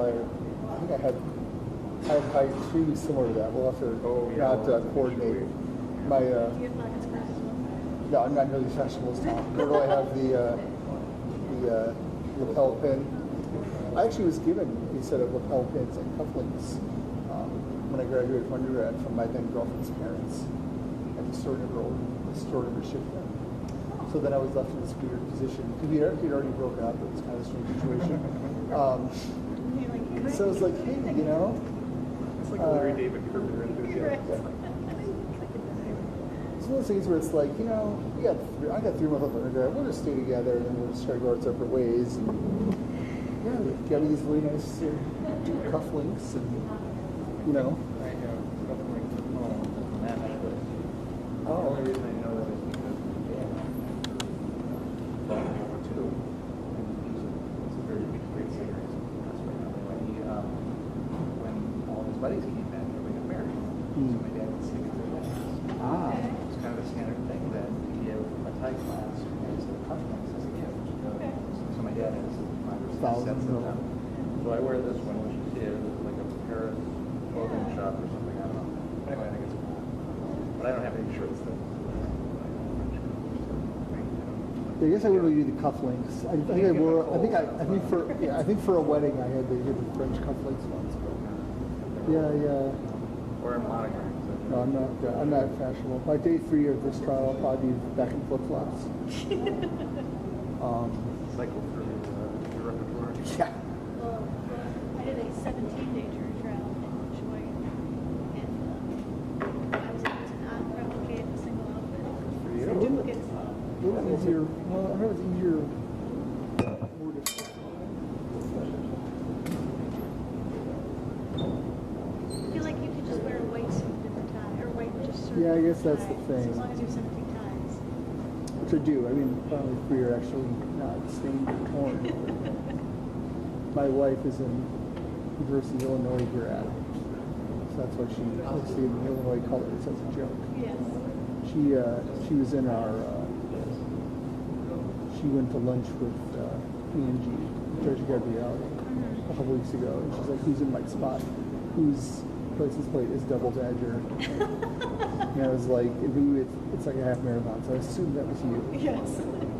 And she was angered by that. So I took her. I agree with that. No, that there was Double Badger. And we're on the exact opposite of every sports. affiliation. Yeah. Brewers, Cubs, Bears, Packers. We don't really care about the NBA. And I did this summer as a bandwagon fan, but Wisconsin, Illinois, which they're not really rivals, but you know. And then so.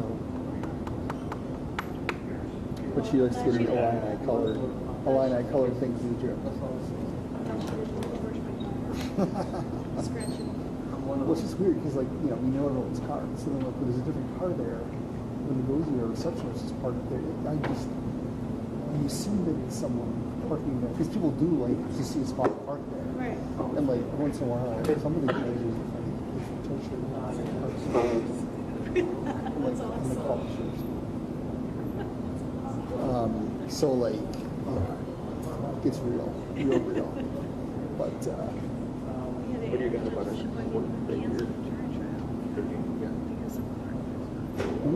Lot was full because it was jury selection. So she just like, you have to drive. Couldn't you tow the car? that would have taken 2 days.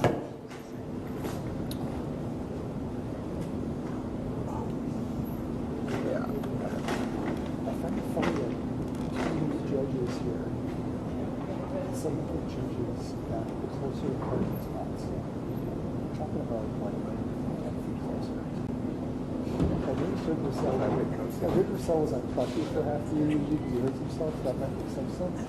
And I noticed that there was some spots there. I really. Now you're walking through the door. It's 30 feet, not 50 feet. Is it Right. really? It's really rough. I guess it's minus 50.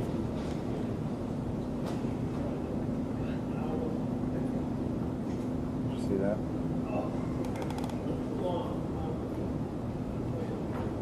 Oh, really?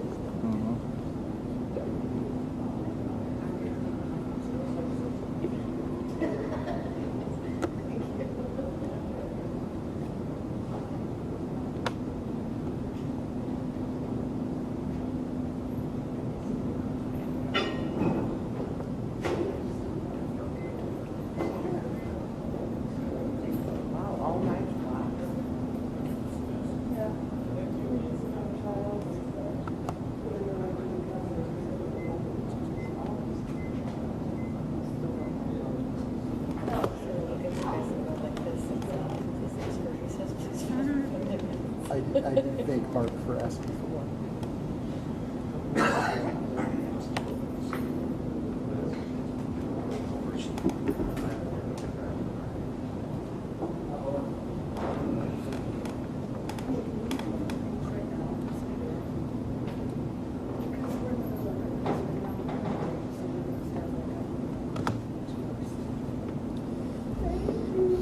Say it, please.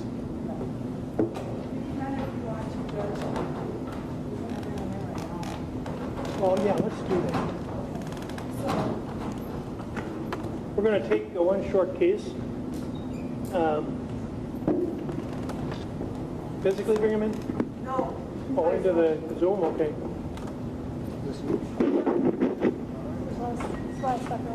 Oh, you were here to watch my performance? We're not that interesting.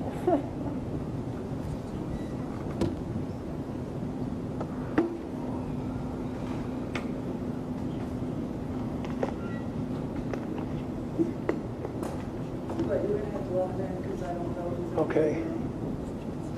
Let's see.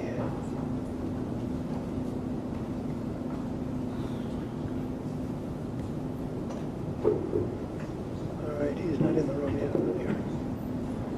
Okay. Yeah, no problem.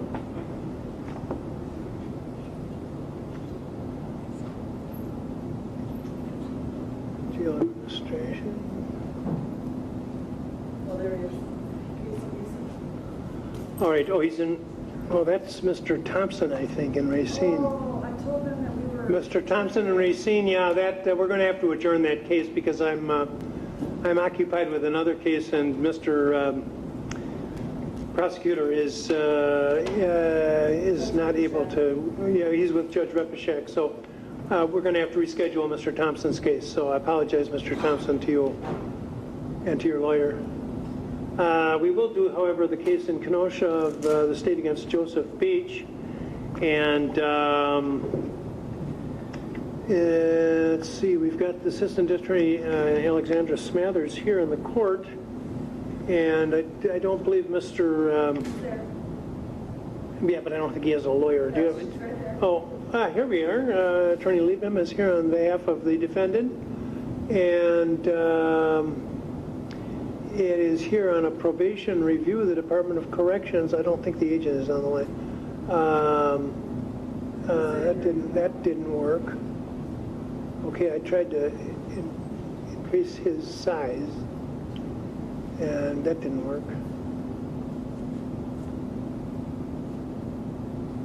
Okay, in fact, no, I can't find him at all. I hope he's not.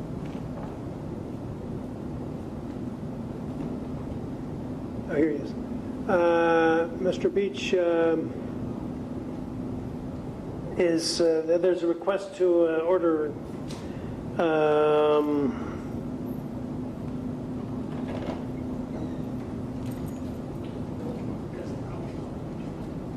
an additional disciplinary confinement on his probation. He's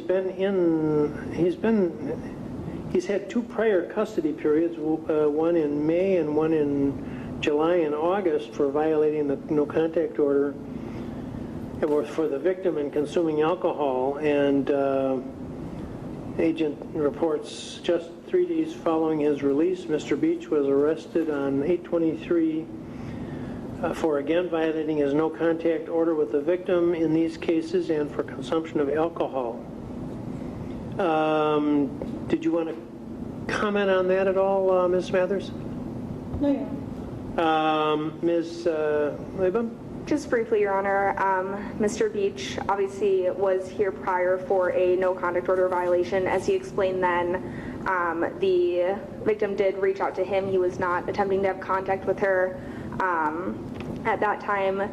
In this particular instance, when Mr. Beach was released from custody last time, he did not have anywhere to stay and was set up to stay with a mutual friend of the victim. They had gone out that night and the victim was there.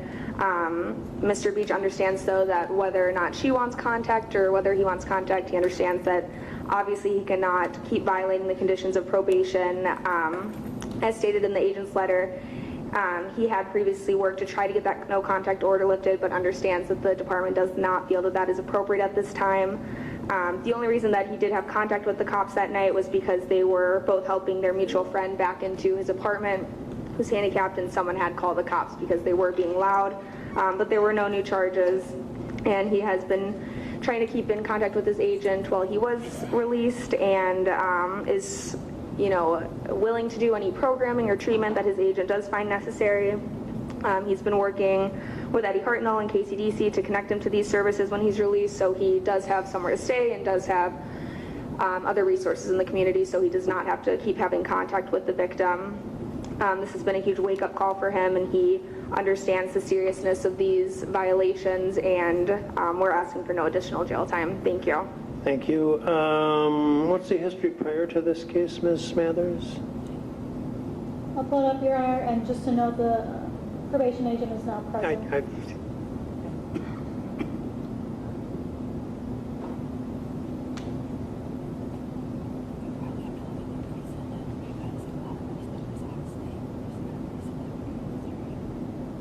Yeah, I do know he has a significant history, much of which is out of state.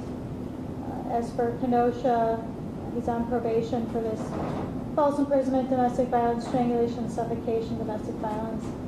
The rest is all out of state. It's detailed in the PSI, which I'm pulling up right now.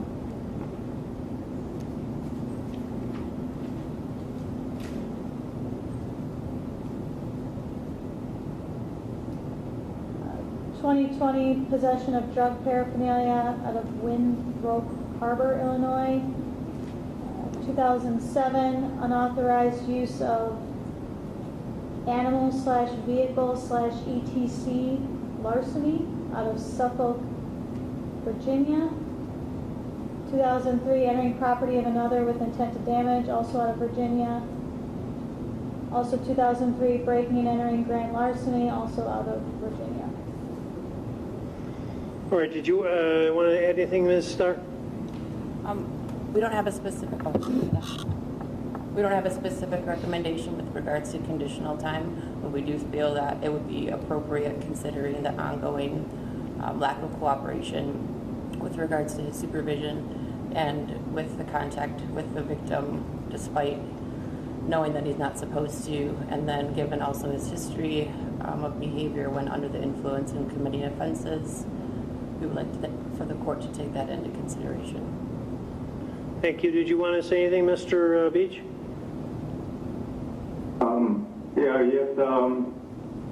I understand that I messed up a lot of times in a short amount of period of time. I have, in the past, such as the last time, I was just, I didn't have really any stability, and Tracy the victim was trying to help me, and we both understood that we shouldn't have been there with each other. But we were trying to get our relationship resolved and everything, but I do understand that this is a big wake-up call to the fact that I don't want to keep on living this jail life, especially over something I can take control of, and hopefully with the courts or with my probation officer, eventually time get lifted, upon, on her standards. I'm done being the victim. And I know I've been hit many a time, but this is a big wake-up call for me. I just want to get my life in order. I know I have an alcohol problem. The alcoholics know you're responsible for your behavior. I don't want to hear about the alcohol. That's totally under your control, sir. I don't care what anybody else tells you. It's under your control. I know. You don't like the jail life? Stop committing violations of the court's orders. Those orders were put in place. We don't put them on everybody. We put them on you because you were slapping a woman around. You've got a criminal history, and you're now adding up enough time on disciplinary that the next step for probation may be revocation, and then you'll risk going to prison. So you'd better shape up accordingly and do exactly what is expected of you, and stop if the alcohol is causing, you're not supposed to drink. That's probably a condition by the department, and I will enforce it if you violate that. So no more episodes. You're to be confined in the county jail until the 21st of December. I think that's November. I think that's a total of 90 days from the day of his arrest. A number of days until the 21st of November. Anything else? No, thank you. May I ask a question? Go ahead. No, you can't have contact. Oh, I know. I was just wondering, is this additional jail time that you're giving me? And It is, because you haven't done what you were told to do. Okay, and just one more thing. Am I being what you call revocated, or? No, you're not being revoked right now, but you're cruising that way because you're using up all your disciplinary time. So stop violating. I put you on probation. Yes, I put you on probation because you were going to do better, and I'm not seeing it. So do what you were committed to doing, and then you'll avoid having to make further visits to see me. Anything else? I promise, Your Honor. And upon November, whenever I get released, what happens after I get released? Talk with Ms. Starr. Just do what you're told, and you won't have any problems. I've got to go, sir. I've got another case going. Thanks, Mr. Beach. Would you tell the officer your hearing is over, Sir? please? One more. Go ahead, one more. I just don't know how to get a hold of Ms. Starr while I'm incarcerated. She'll get in touch with you. Okay. Thank you, Mr. Beach. Thank you. Have a great day. Bud? You too. Regulation.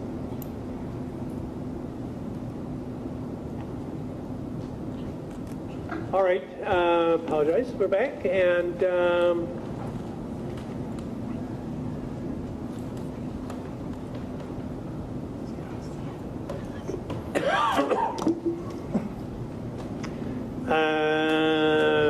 I think the last thing was, yeah, this state's witness list, and I have to say, when I saw it, it did bring to mind the very case that the defense cited, State against Irby, when the discovery first came in, and I'm old enough that I remember when they changed the law, and the prosecutor laid a heavy list on the accused of every name in the community or something, and Supreme Court says you can't do that. So I don't want to take too much time on this. Have you narrowed down this 175 witness list? Judge, we were on the motion with Mr. Black. Oh, we were, but now that I'm talking about and this, then we skipped a couple extra. we did, and we'll come back on Mr. Black. I must have turned my page when I took the break.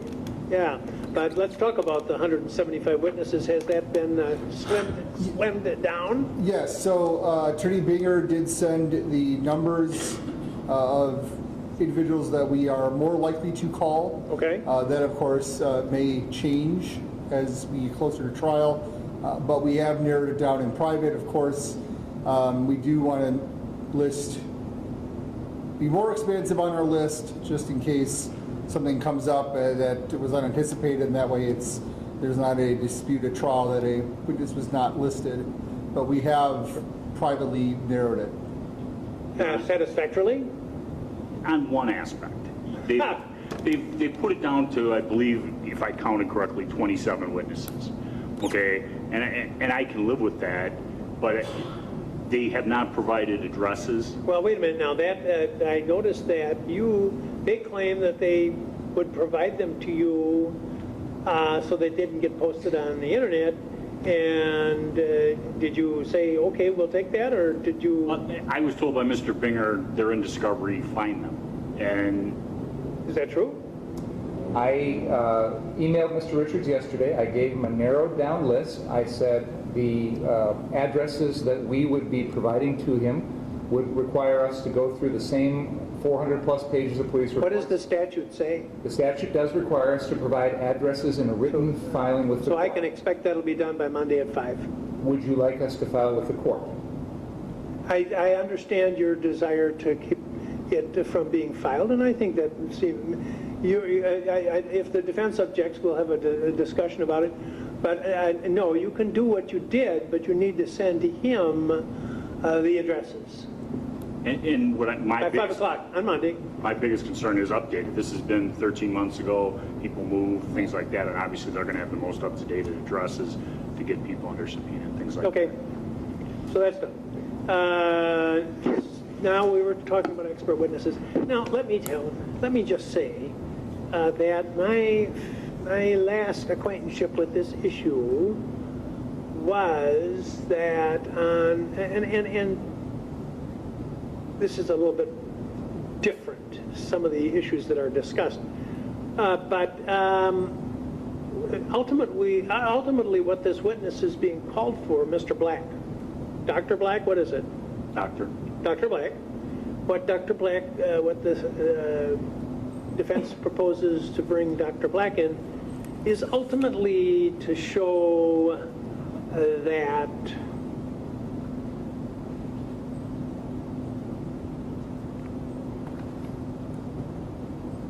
the defendant's conduct conformed to the law of self-defense. It's more what I would characterize as use of force. And one of the things that we've been addressing, it was said earlier in this, is how he handled his firearm that evening. whether what he did with his firearm was reasonable. His reaction times to being attacked by Mr. Rosenbaum. He also has the ability through his software to break down every incident frame by frame, which allows him to put very accurate timelines on each of the shooting aspects. One of the things that I'm sure the state is going to... You know what, I'm going to interrupt you right now, because I think we need to have a full-fledged Daubert hearing on this. And I need to see the report. That would be on page 1, as I have not seen the report. What is it, 28 pages? I haven't seen it. I don't know what it says. And I'll have a better understanding of what you propose to prove. Certainly the law is that when it comes to use of force, when it comes to use of force, I'm the expert. Not because I'm so bright, but because the Supreme Court says I'm the expert, and I'm the only one who's going to be defining what is reasonable under the law. What constitutes self-defense. So I'm not going to have competition in the courtroom, so we're not going to have any evidence on that subject. On the other hand, just as in sexual assault cases, state brings in witnesses to prove a variety of things from people who are experienced in the field. So this use of force may have kernels that would be admissible, and I won't know that until I see the report and have the hearing. So before we leave, we'll have a Daubert hearing set. So do we need to take this up other than that today? Is the court intending to hold that hearing prior to trial? I do. And then the materials that were filed yesterday afternoon, do they pertain to expert witnesses also? They're notices of experts. Oh. Three of which were already on the witness list and then already have the reports. Okay. Okay. We have the reports. Is there going to be an issue with respect to them? As to them, no. The third one, I believe, is self-defense use of force expert. I didn't hear the last thing you said. Self-defense use of force expert, okay. Much like Dr. Black. State's got one too? Yes. Okay. All right. Well, we'll have a common Daubert hearing for them. And Your Honor, we don't plan on calling ours. Obviously, if the court grants our motion to exclude Dr. Black's testimony, then we won't need our witness either. But we have to plan for the contingency if the court rules otherwise. Okay. Next. Motion to compel discovery about donation lists, and is this still an issue? It is. Okay. Now, the defense statement by Mr. Richards that I read was that he doesn't have any access to any information from Free Kyle USA. And are you disputing that? It's run by the defendant's mother, so yes, I am. It is. The defendant's mother is not a party to this action. Well, the defendant's mother is someone who the defendant can obtain information from quite easily. Legally? Your Honor, this is within. This is not a third party. This is not an accountant. This is not a third party. It's his mother, Your Honor. I submit that it's a reasonable request of the defendant. He's the beneficiary of all of that fundraising. He is the person. It is called Free Kyle USA. He's Kyle. So this is not an independent entity. This is something that they have the ability to access. And Your Honor, quite honestly, if the shoe were on the other foot and there was some sort of fundraising for the state in this prosecution and we didn't turn that information over, it would be per se reversible error. So we're entitled to the same... I'm telling you, by what authority can I order a citizen to provide, that you can subpoena, by the way, to provide material to the defense attorney or to the defendant that is her proprietary information and command them to cough it up? The law is I can make them produce what they have. I cannot compel them to produce something, nor do I know of any authority that I can make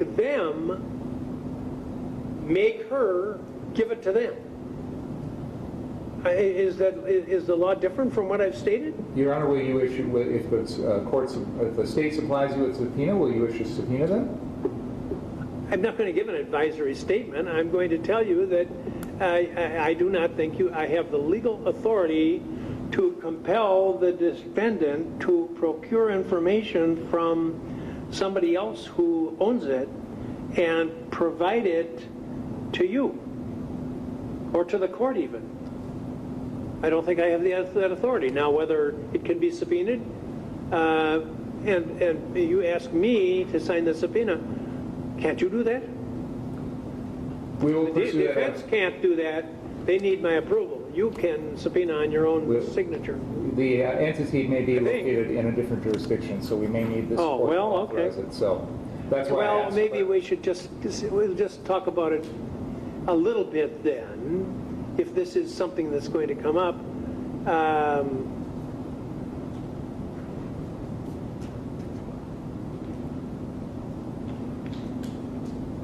No, I'm not going to talk about it a little bit. I'll save that for another day if we need to. Then you also asked for the Fight Back Foundation. And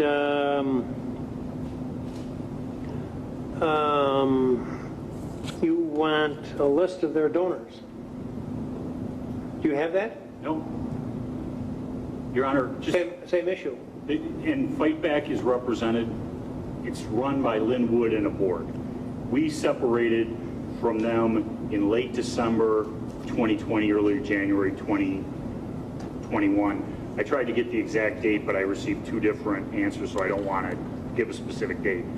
However, there is no contact with that organization anymore. I know that at one point, some of the civil lawyers involved in this sought to seek that information because they believe there hasn't been a full accounting for the funds that were given. There is no communication or cooperation. I believe Fight Back is in Texas, incorporated in Texas. I don't have it. I've never had it. I've never requested it. Same issue. Understood. Okay. And I'm going to pass on that. Well, I'll deny the motion at this point. State's second motion to omit other acts evidence, reporting about an incident that is claimed to have occurred on the 10th of August involving an incident outside of CVS. Your Honor, there's no dispute the incident occurred. The defense motion has acknowledged that the defendant was there, that it's his words, that he essentially made a statement that he wished he had the same rifle that was used in this incident to kill two people so he could shoot individuals coming out of the CVS pharmacy. This is 15 days prior to the August 25th incident, so it's very close in time. And it again goes to the issues we talked about earlier. This is a continuing motivation here. The defendant is irresponsibly using his firearm, or threatening to use it, I should say, talking about using it to shoot individuals who he believes are ostensibly committing a shoplifting offense from CVS in Chicago. He has no ties to the business. He has no role to play there whatsoever, but yet he wants to launch himself into the middle of it with this same gun. And it's similar to what we have on August 25th, Your Honor, where the defendant is in our community with that same gun and using it in a manner that I think is legally unjustified.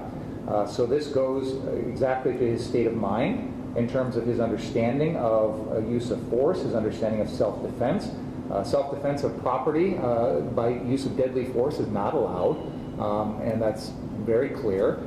So this is a completely unjustified use of a weapon. It's the exact same weapon that we're talking about here. So for all those reasons, Your Honor, I believe that this is admissible other acts evidence. I think it goes to his state of mind, and I think that's the crucial issue in this case. Thank you. Mr. Shravzi? Judge, Mr. Binger describes it as an unjustified use of a weapon and a threat. I would submit to you neither one of those things are actually true. I don't know if you've seen the video or not. However, I have. Okay. So It is a video of him sitting in a vehicle, having a conversation with, I believe, Dominic Black. The state in their other acts motion says the three things that I think you need to think about, which I believe to be are untrue, which is the state says we would like this admitted for the following reason. The defendant's understanding of the proper use of his AR and of deadly force is crucial to this case. The video demonstrates that the defendant was eager to use deadly force in an unlawful situation. The video demonstrates the defendant fervently sought to insert himself as an armed vigilante into situations that had nothing to do with him. Finally, and perhaps most importantly, the video proves the defendant was ready and willing to use deadly force in situations where it was completely unjustified. That video doesn't show any of that. He didn't have a weapon. He was sitting in a vehicle having a conversation with someone else. He never made contact with those people at CVS. If you watch the video, they don't know, presumably, they don't know he's even there. He doesn't even step from the vehicle to verbally confront them in any way. He doesn't do anything. He doesn't open his window. He doesn't honk the horn. He does nothing but passively sit and watch what's happening. So to say this video demonstrates his willingness to insert himself into these situations, that's untrue. He didn't insert himself. He could have, but he didn't.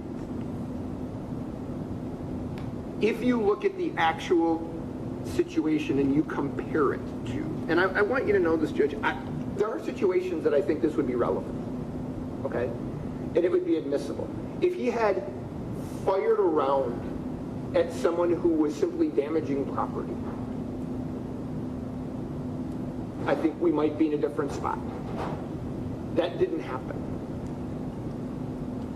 Joseph Rosenbaum, Gage Grosskreutz, and Anthony Huber were not, as far as I can tell, were not looting anything that night.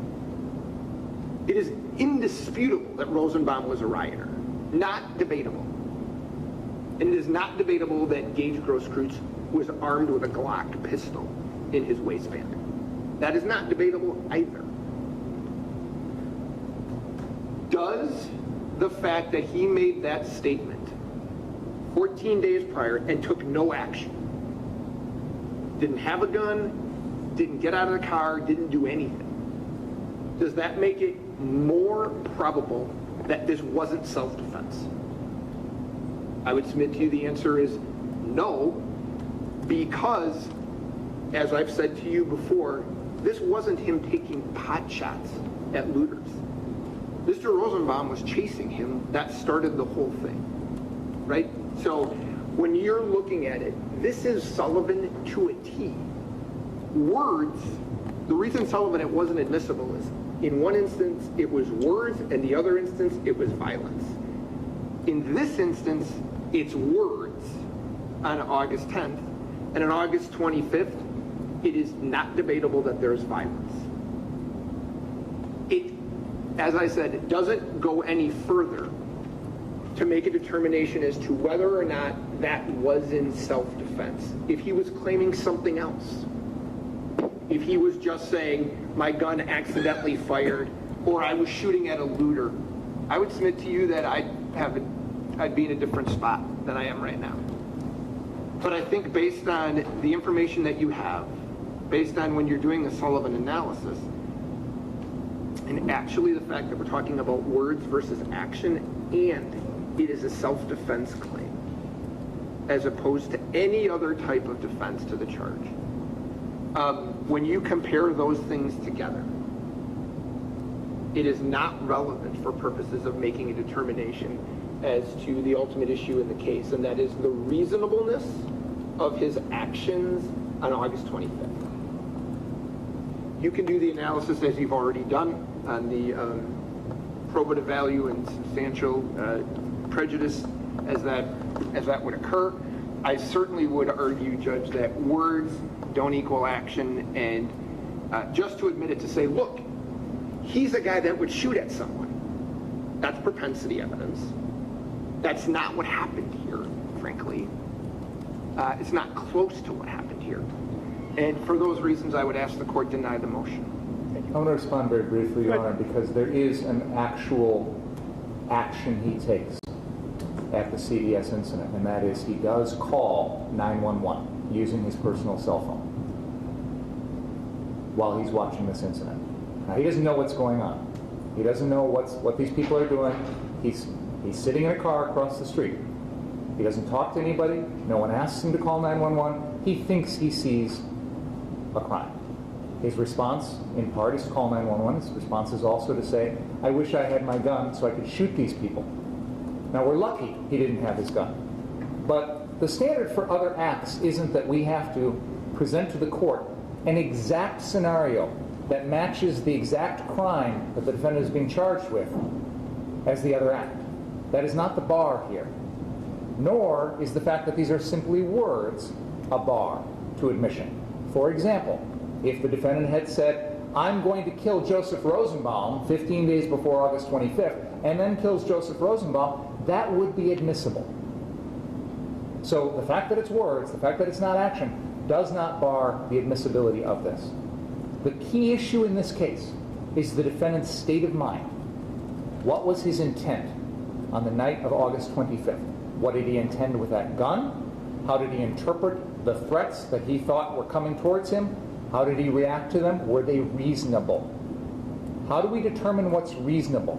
We look at the incident, we look at the defendant's state of mind, we look at his motivations, his intent, his knowledge, all of those things.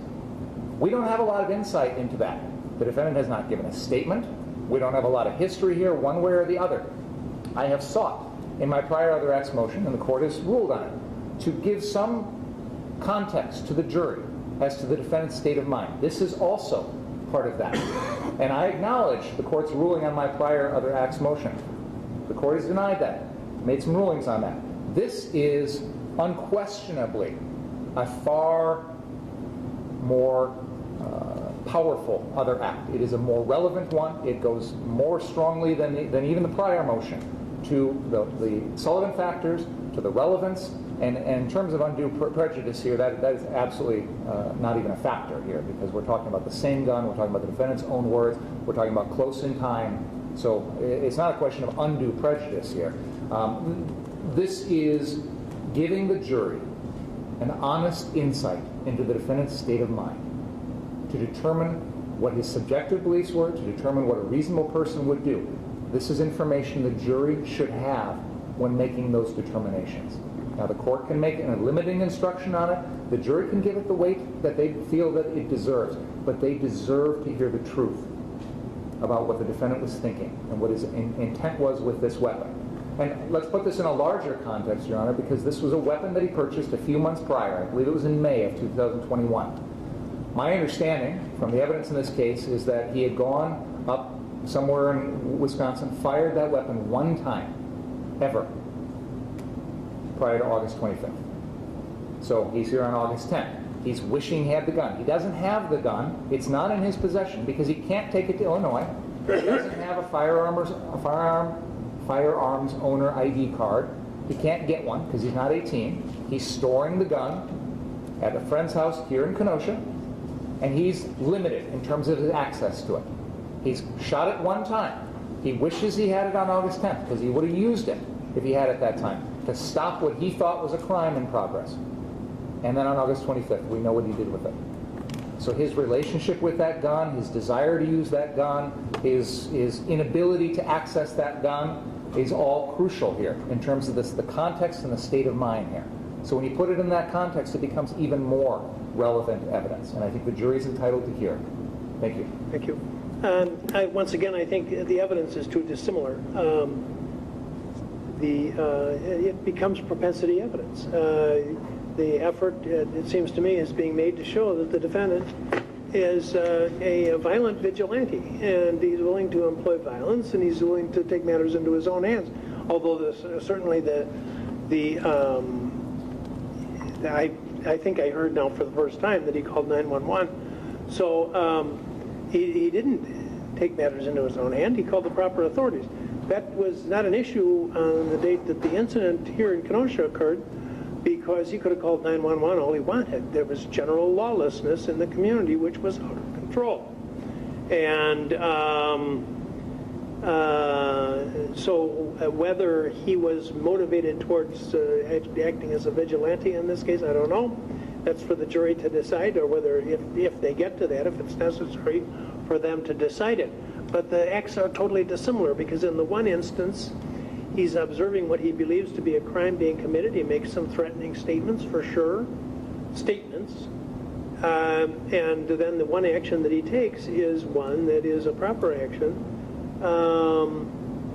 The incident in Kenosha, from what I've heard, and I haven't heard what the defense has claimed here, contradicted, is that the incident, I don't want to say started, but the last moments of prior to the shooting, it consisted of the defendant taking a fire extinguisher to try to assist with extinguishing some blazes. I know that, you know, there was the night that the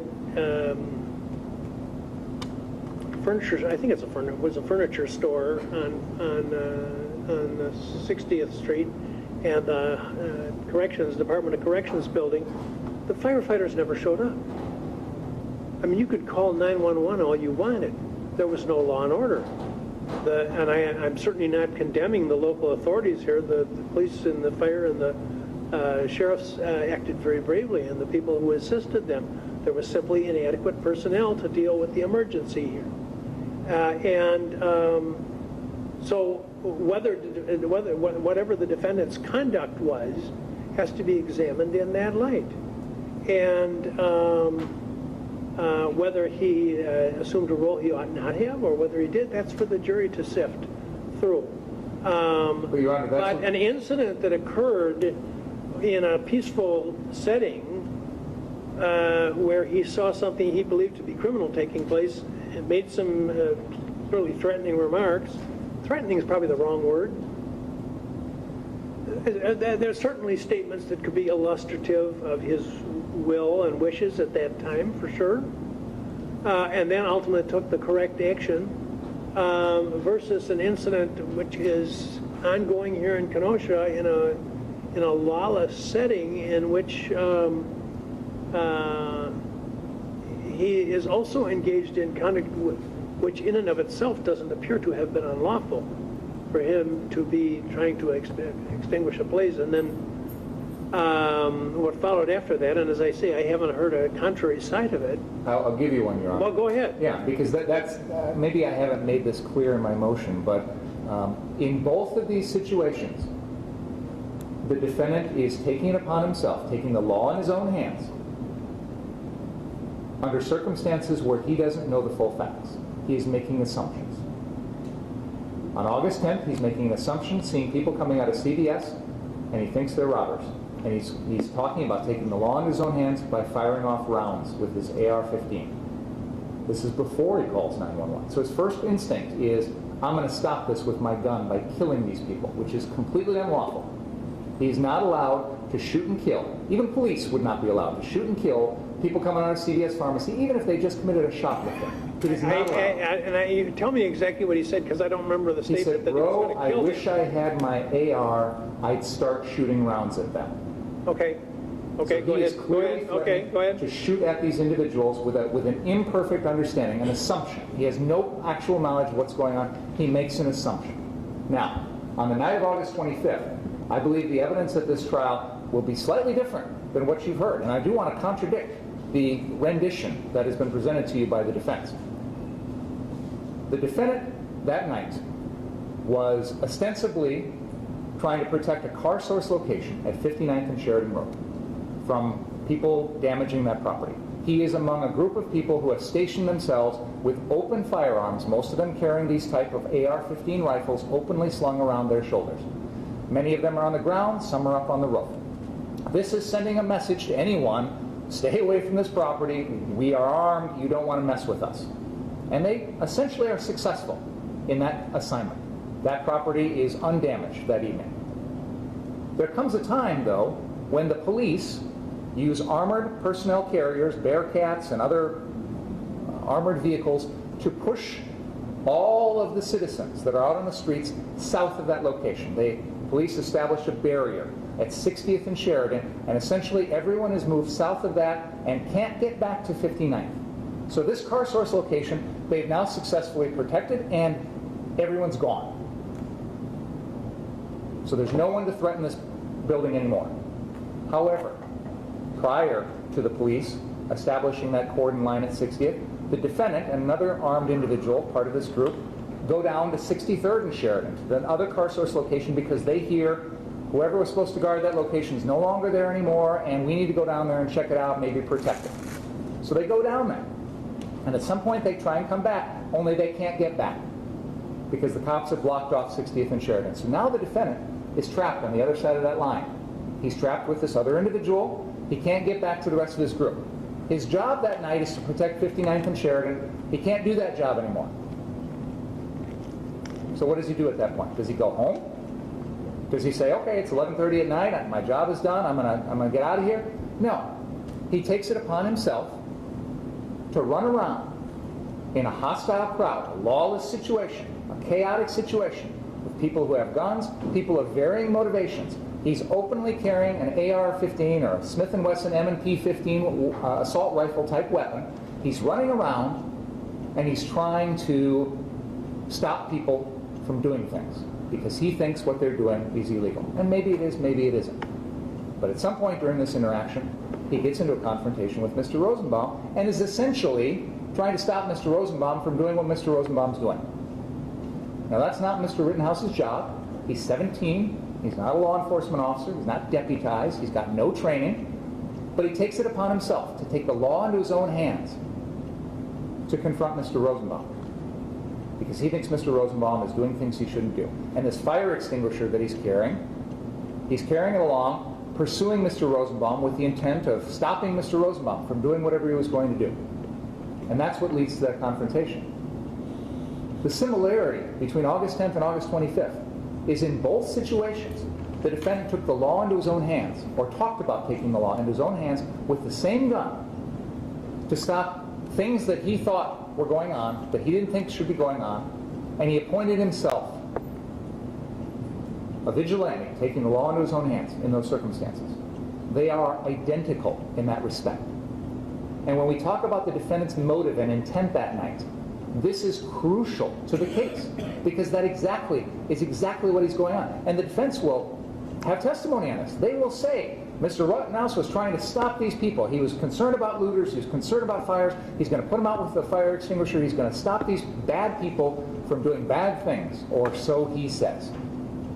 Except that that's not his job. Nobody asked him to do that. He's got no legal authority to do that. His job was done. 59th and Sheridan was no longer in any danger. Go home. But he didn't. He was isolated. He was cut off from the rest of his crew. He was running around with an assault rifle type weapon, a very threatening, aggressive weapon, one that deters people. It is designed to deter people. It is designed to threaten others, to let them know, don't mess with me, look what I've got. Other people that night are carrying around semi-automatic pistols, Glocks, which you can conceal and hide. Other people can't see it. It's not designed to tell people, go away. It's not designed to tell people, leave me alone. You carry around an assault rifle like this, you're sending that message to other people. That's what the defendant was doing. Running around in all this, taking on this responsibility, which he had no lawful authority to do, and making assumptions about what Mr. Rosenbaum was going to do next, or what he shouldn't have been doing, and then confronting Mr. Rosenbaum about that. That is the context here, Your Honor. And the August 10th incident is exactly the same in that respect. Exactly the same in taking the law into his own hands with the same gun, making assumptions about what other people are doing, and taking responsibility to try and stop people when you are not trained, you're not a law enforcement, you're a teenager. It's not his job. So it's exactly the same fact scenario, Your Honor. And I apologize for not making this clearer in my motion, but I think when you look at it through that perspective, Your Honor, you can see why this goes exactly to motive and intent. Now, you say it's proclivity evidence, it's propensity evidence. It shows a motive and intent to be a vigilante that night and take the law in his own hands and use deadly force to stop people who are committing crimes that no one is allowed to use deadly force to stop. Police officers are not allowed to shoot shoplifters. Police officers are not allowed to shoot people who are about to set a vehicle in a used car lot on fire. You don't get to use deadly force in those circumstances. You don't get to threaten deadly force in those circumstances. So what Mr. Rittenhouse was doing was well beyond what even the police could have done that night. He took it upon himself. And that is unlawful. It is unjustified. That's what we're talking about here. So that's the exact similarity between those, and that's why the state's asking that the court allow the jury to hear this, because it goes to his state of mind. It shows that he is the type of person who will act to take the law into his own hands. The defense will give their side of the story. They will portray the defendant as this altruistic young kid who came here to try and help. The jury can make the decision, but let's give them the full picture here, and they can make a decision with the court's limiting instruction on this other acts issue. The jury can make a decision here as to what the intent and motive of the defendant was, what his subjective beliefs were, and whether or not they were reasonable. But this information is crucial to the jury being able to make that decision, and they deserve to hear it, along with everything else that's going to be submitted by the defense that's going to portray the defendant in a rosy, innocent, altruistic light. Let's have the full picture here. That's all I'm asking.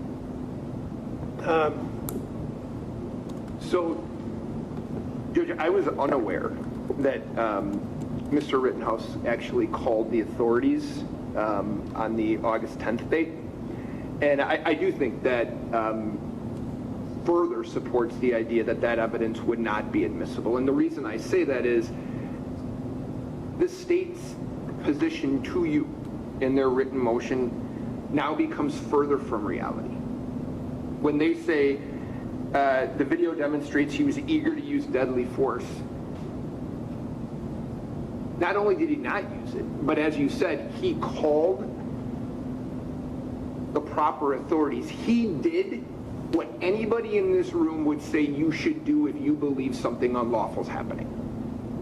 To a T. He didn't threaten anyone because no one who was apparently looting or whatever they were doing was aware of him. The real difficulty I'm having in accepting Mr. Binger's statements are, if we're going to be honest about this, it is not debatable that Kyle Rittenhouse is running to put out a fire. If you're telling me that he is now inserting himself into an unlawful position, we encourage people. I would argue that we would encourage people to put out fires. But I'm not clear, listening to Mr. Binger, whether he was disagreeing with the statement that the accused was moving towards putting the fire out, or whether he just said he should have gone home. Are you claiming that he was not attempting to use the extinguisher to put out the fire, or intending to do so? What I'm saying is that in the circumstances before the ultimate confrontation between the defendant and Mr. Rosenbaum, that Mr. Rittenhouse was pursuing Mr. Rosenbaum. Mr. Rosenbaum had not, in fact, done anything. They hadn't even gotten to the 63rd and Sheridan Road car source location. Mr. Rittenhouse had a fire extinguisher. He was carrying it along, pursuing Mr. Rosenbaum, and I believe that he was assuming... Wait a minute. I thought I heard the first version by the defense was that Mr. Rosenbaum was pursuing the accused, and that the accused had the fire extinguisher. What is it? Your Honor, our client leaves from 60th and Sheridan with a fire extinguisher. He runs or trots down Sheridan Road, passing Mr. Rosenbaum. This is all on video. There is no interaction between my client and Mr. Rosenbaum. Then Mr. Rosenbaum gives chase, and it's in the video where Kyle drops the fire extinguisher, right as he enters the lot of car source number 3 with Mr. Rosenbaum in hot pursuit of my client. There's nothing on the tape, any tape I've seen, if they have something I haven't seen, I'd love to see it, where he has any interaction with Mr. Rosenbaum. And the state says that he was down there earlier with Mr. Balch. I don't know when they're talking about, but when he left the 59th Street car source and went down, the whole thing is on video. He goes to that parking lot, which would be the southwest corner of 60th and Sheridan. There's somebody who confronts Kyle, and he walks away from them, goes over to the gas station. That's where the call comes in. He's never down to the 63rd Street car source. He never has any interaction with Mr. Rosenbaum until Mr. Rosenbaum gives chase to Kyle. That's all on video. That is actually not, and I'll submit that Mr. Richards is right. He hasn't seen what I'm referring to, although he's got access to it. But on this particular evening, the FBI had a fixed-wing aircraft hovering above Kenosha. We have the footage from that. Council can obtain it from Joint Services. I emailed Council a few weeks ago and let him know about it. Yesterday. What it shows... Yesterday. No, I can pull up the email, Mark. I emailed you several weeks ago and let you know about it. The video is an infrared video, and what it shows is let's get settled when you sent it to him. I haven't received it yet. We're picking it up after today's hearing. But I mean, when were you notified that it's available? I emailed Mr. Richards on September 3rd. September 3rd, Your Honor, and this was also emailed to me directly. Okay. And I was out of the office. Go ahead. What that footage shows, and it's an infrared video because this is nighttime, so infrared is the best way to capture what's going on. What it shows is Mr. Rosenbaum running south towards the 63rd Street car source location. Behind him, probably 20 to 30 feet, is the defendant. Mr. Rosenbaum, upon reaching that location, immediately runs near a parked car. Mr. Rittenhouse follows him, runs to the other side of that parked car, and appears to turn and confront Mr. Rosenbaum. I will note that where Mr. Rittenhouse stops near that parked car is exactly where that fire extinguisher is later found. Okay? So, Mr. Rosenbaum hadn't even gotten to that car source yet. Hadn't had the opportunity to do anything, hadn't done any fires, done any property damage, did nothing. Mr. Rittenhouse is following him with the fire extinguisher, probably because he thinks Mr. Rosenbaum is going to do something. But Mr. Rosenbaum never does. What happens is when they arrive at the car source location, Mr. Rittenhouse turns and confronts Mr. Rosenbaum from across this parked car, says something to him. Of course, we can't see, it's a video from an airplane, so we don't know what happened, but we know immediately upon that confrontation, Mr. Rosenbaum then runs around behind the parked car, and the chase starts at that point in the parking lot. But prior to that, Mr. Rosenbaum was running first, Mr. Rittenhouse was running after him. And I would note, he's running after him with an AR-15 rifle, openly displayed. And Mr. Rosenbaum at no time has a weapon in this entire incident. We know this because obviously the defense wanted to introduce that he was trying to get a weapon. So he never had a weapon at any point. So Mr. Rosenbaum is being chased by an armed individual who is assuming Mr. Rosenbaum is going to do something wrong and wants to stop him, and does in fact confront Mr. Rosenbaum at that parking lot. That is the context here. And the FBI video gives us the context here that we didn't previously have. Okay, and you said that Mr. Rosenbaum then circled the car, and then the chase began, and who's chasing whom? At that point then, Mr. Rosenbaum goes around behind the car, starts to chase Mr. Rittenhouse. They run into the street briefly, then cut across the car source parking lot. It's at that point that Mr. Rosenbaum throws that plastic bag towards Mr. Rittenhouse. They then run in between some parked cars, and Mr. Rittenhouse shoots and kills Mr. Rosenbaum. Well, I still think they're dissimilar incidents. I think that I don't think that they're going to be helpful to the jury in deciding whether the actions of the accused constituted lawful self-defense. The events are so totally dissimilar, and it comes down to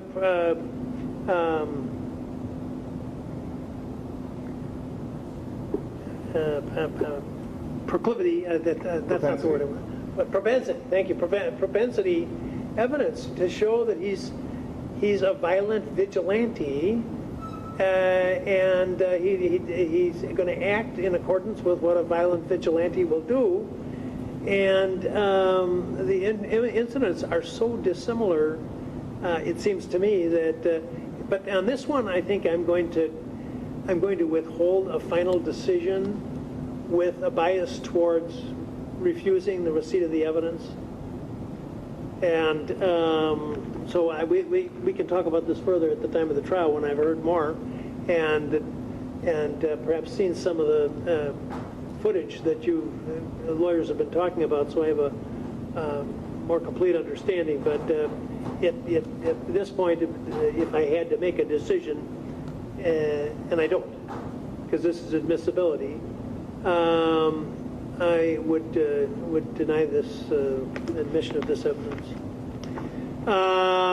There's a motion to dismiss count 6, to which the state has not responded, but I saw anyway. You're right, I have not. I didn't. The issue has come up, and I have responded in the Dominic Black case, which is a identical legal issue, and I filed with the court a brief in that case. But essentially, the law is clear that there's a blanket prohibition on possession of a firearm by anyone under the age of 18. There are exceptions to that, and those exceptions are very narrow. They do not apply to this case. And I think really what the defense motion is arguing is that somehow it's the state's burden to disprove that those exceptions apply. I disagree with that. I think those exceptions are essentially affirmative defenses.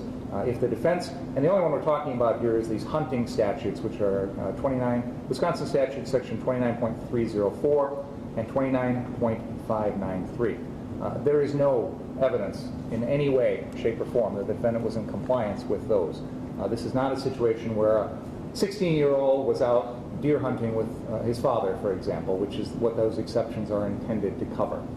So there's, like I said, a blanket prohibition that a minor may not possess a firearm like this, and that's really the end of the court's inquiry, as far as I'm concerned. All right. No, I'm not going to take further argument on it. I want to read his brief first. Can we get a copy of that, Judge? Yes, file a copy of that. I also have the Black case, and I haven't been called upon to make a decision. I think it was on for the counter. It got bumped due to a jury trial or something. So I believe I've read that brief before, but I certainly want to read it again, and I certainly want you to have the opportunity to see it. So I'll take that one under advisement also. Next issue is, well, let me ask you about this. Are we ready for the November 1st trial date? Yes, I believe so. I believe so. Okay. Next issue is, it would be my inclination to have the voir dire conducted. I was originally thinking 80 to 100 potential jurors. And I was talking with another judge the other day and mentioned that, and he seemed alarmed. And I think, well, you know, I don't want to shave too closely, so I maybe will bring in more. Maybe I'll bring in 150. I'm not committing to that. But there'll be a large number, larger than could be accommodated in this room. We obviously need to save some seating in the room for the families of those whose lives were lost and for the injured party, and for the family of the accused. And some additional seating, and then there's court personnel and the security and the like. So I'm going to guess. Do you know how many we've sat in here at maximum? I thought it was 95 or something. Yeah, so around 60 maybe we could get jurors in here. So my inclination would be, if there's no objection, is to have the have the voir dire conducted in the normal way here in the courtroom, with the numbers over I would probably pick maybe 4 to 6 additional jurors. And then have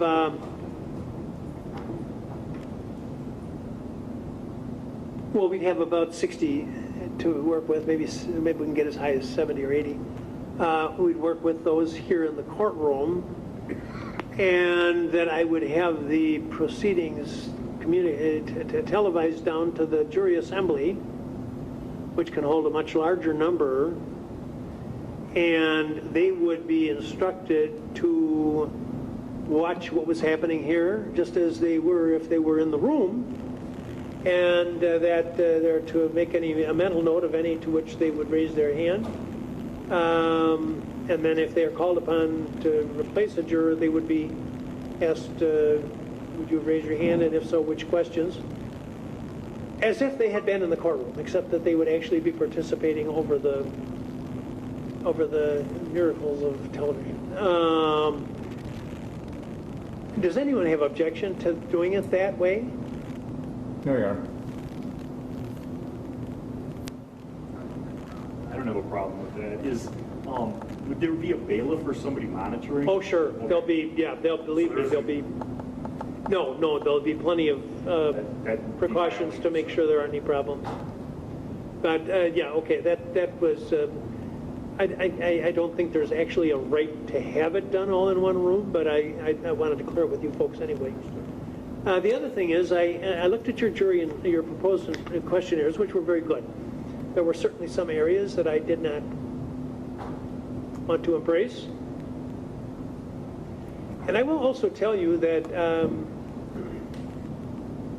I suspect, with my age and my longevity, that I maybe have tried more murder cases than anyone in the state.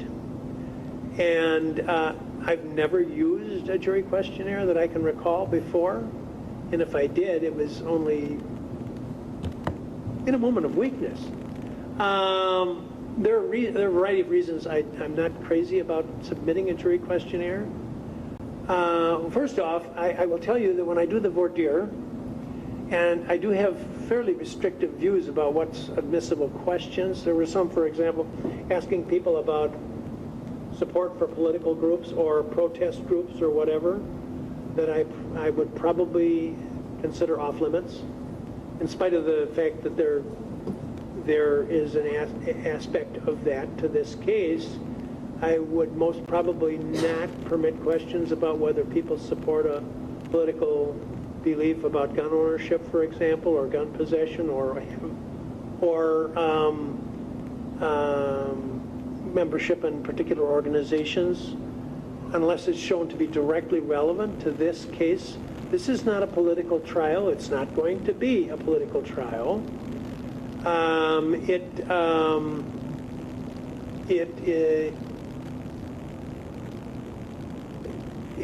certainly allow reasonable questions that might suggest a witness would be biased one way or another, and that may at times get into some of these areas. But as we know, a political vote is inadmissible under all circumstances.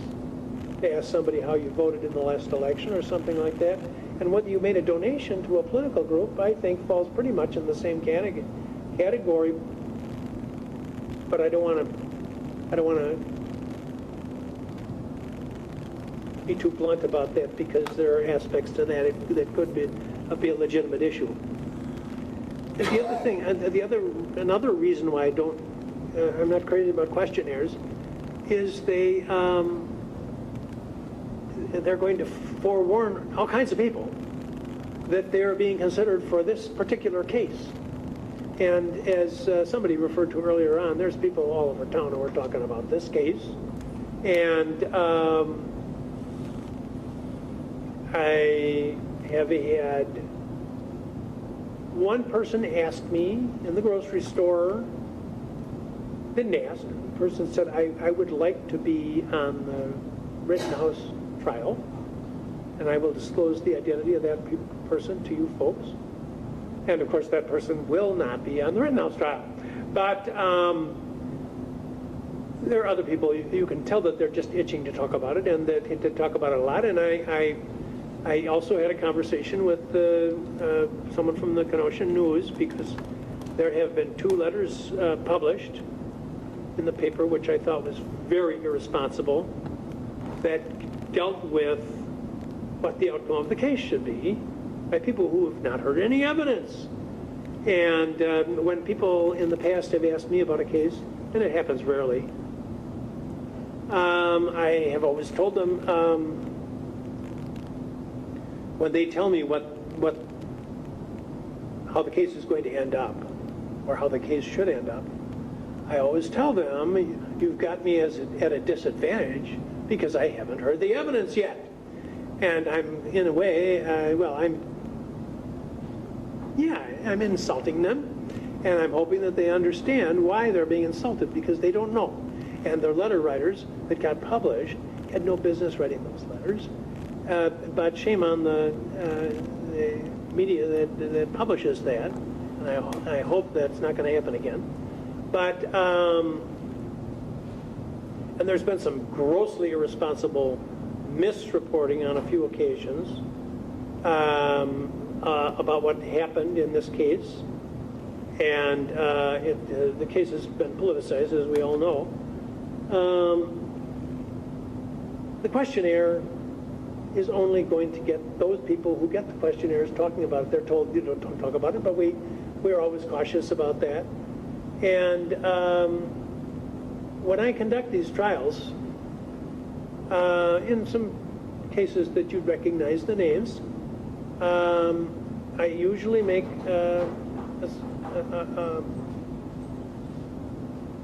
I have a little discussion about the Bill of Rights, and about which includes the right of the media and the price we pay for having a free media, which is a lot of inaccurate reporting, not because anybody's particularly sloppy, but because of the pressures that they have and the need to get the story out and the lack of ability to cross-examine and all the other features.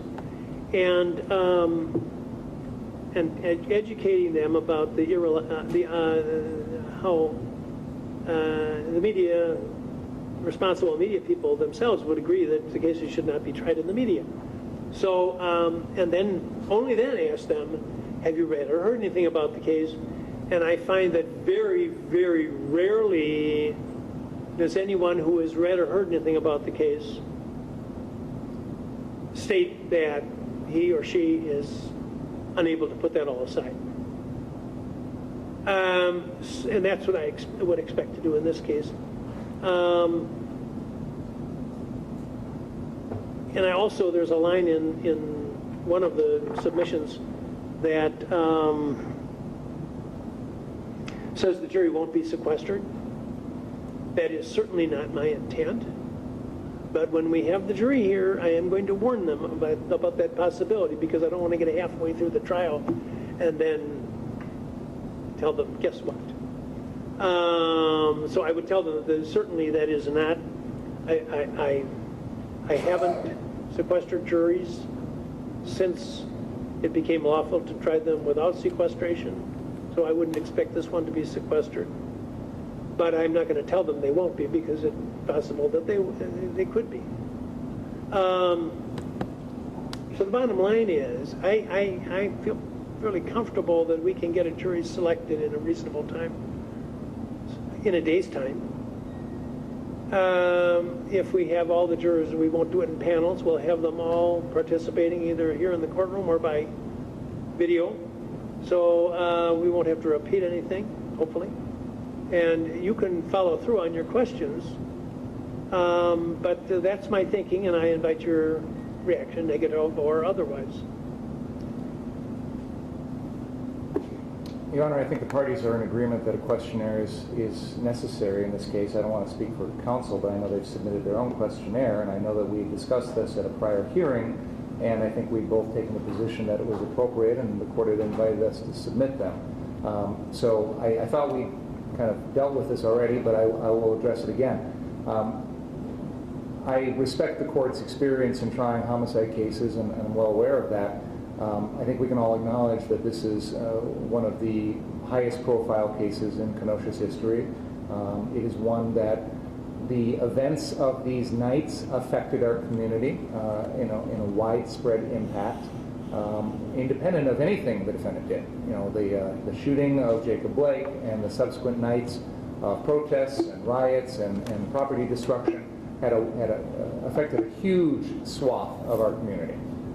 And so there's not going to be a lot of people out there that haven't heard about it and haven't formed some impressions one way or the other about what happened to Jacob Blake, about what happened to our community, about the various political or philosophical movements that showed up here in response to all of that.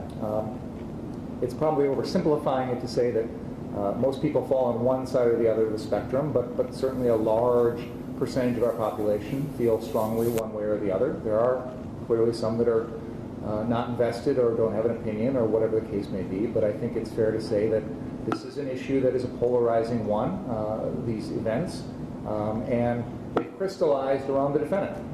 There are some portion of the population that, for the way they see the world, his actions fit and are justified, and there's some portion of the population who see the world and his actions are unjustified. And I agree with the court. I'm not here to argue any of that. I'm concerned about what the law says. I'm concerned about justice in our criminal system here, and I believe that our charges against the defendant are appropriate, and I think that we will prove him guilty. But I don't need to get into a debate about the political movements or about Jacob Blake or about any of that stuff. But it would be, I think, naive for us to ignore the fact that the 100 or 150 people that you bring into this courtroom are all, not all, but most of them are going to have opinions and knowledge. And a jury questionnaire is important to help the parties make our important decision in this case with enough time and to deliberate and to evaluate, to investigate, and to make a decision about those jurors. In the heat of the moment in voir dire, we may have a juror who doesn't answer a single question, who doesn't raise their hand. We've all seen that happen, where there's a member of the panel who never responded in any way to anything. And we don't really know at that point. We've got a little bit of information, maybe we've got a name or an address or an occupation, but other than that, we don't get a lot. If this were a misdemeanor retail theft, I could live with that. But the stakes obviously here are much different. So I believe that a jury questionnaire is important, and I would urge the court to finalize it, and I think it's important that we get it out the door with enough time to give the jurors an opportunity to fully respond to it, because both of these submissions are 10, 15, 20 pages in length. It's going to take some time, and then it's going to take time to get back to us, and of course time for the parties to review that, and the court to review those, to make some evaluations of those individuals. But I see this as a unique situation in which this is important information that we're going to need in advance. We have set aside a couple weeks for this trial. I don't know if that's going to be enough time or not. We'll see. But I agree with the court that we want to try and do voir dire as quickly and efficiently as possible, and a questionnaire is going to be incredibly helpful in that process. I understand the court's concern that we're tipping off potential jurors, that this is the case they're being called on, but that's inevitable. They show up on Monday morning, they're going to know. They're going to see it very quickly. I do believe, however, that no matter what we do here, it's important that we protect the jurors' confidentiality, we protect their safety, and I know we've had some discussions about that, but one of the things I wanted to bring up is during voir dire and during this entire process, I think it's important that we refer to the jurors only by number and not by name, because I think there is a serious risk in this case that if their identities become published in today's day and age, the internet is the bane of our existence in the sense that anybody can put anything out there, home addresses, phone numbers, family members, etc. It makes jurors particularly vulnerable in today's day and age. So I think that no matter what we do, we need to make sure that we only refer to them by number in open court. Thank you. Thank you. Judge, so one of my last trials, we used jury questionnaires. Well, Mr. Binger's right, it's helpful to the lawyers, and I agree with him on getting them, by the way. What it was, though, was enormously helpful to the court. And the reason it was helpful to the court was everybody had heard about that case like everybody will have heard about this case. And the people with the strong positions on the case, have provided that to you and to the parties in writing, and what they weren't able to do was poison the entire panel by saying, I've heard about the case, I think X or Y about this case. So people who had strong opinions, we were aware of it ahead of time. The judge was able to, if she needed to in that case, to do individual voir dire on those people, so they didn't poison, in this case, 150 people about what was going on. That's what was really helpful in a case where everyone's going to have heard about it, so when you ask that question, every hand will go up.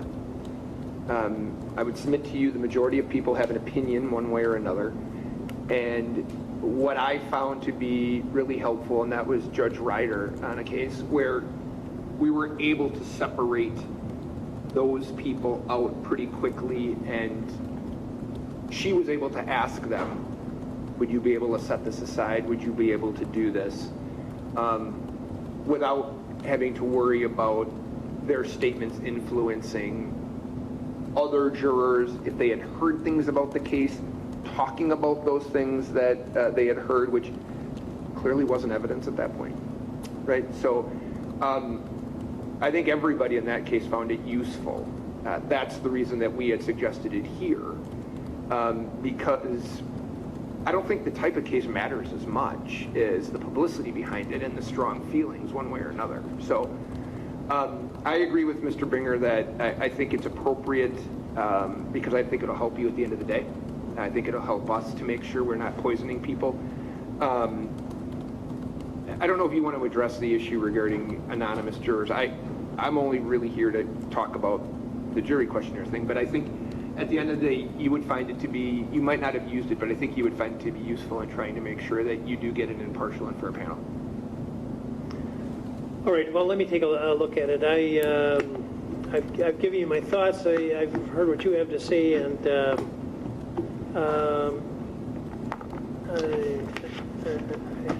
don't want to grab control of the case away from you guys. Let me think about it, and I'll make a decision by Monday or Tuesday. And then if that's done, then you'll get a composite of what I think are acceptable questions. So there are some that I'm not even going to go into right now that we can discuss later if you feel that disagree with the decisions I make. Anything else today? We were going to set a date for the Daubert. Date for the Daubert.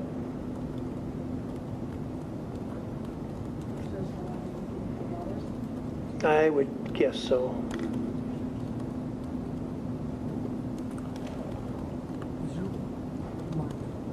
Mark, is your witness in Washington or is he here? He's in Washington. I would have him your way. Judge, with regard to the Daubert motion, the witnesses that are proposed as experts, could they appear by Zoom? Yes. Thank you. What about Tuesday, October 5th? What time are we thinking? I'm thinking 9:30. If we could do like 10, I've got a point and a half to 8:30. Okay, I could do 10 to noon. I got a couple hours there. Okay. I'll just move my other hearing again. All right. Anything else today? I'm waiting for the state. That's fine. Does that work for you? I might have a trial, but who knows what's going on. Okay. Thank you very much. Thank you, Your Honor. That's All right, thank you.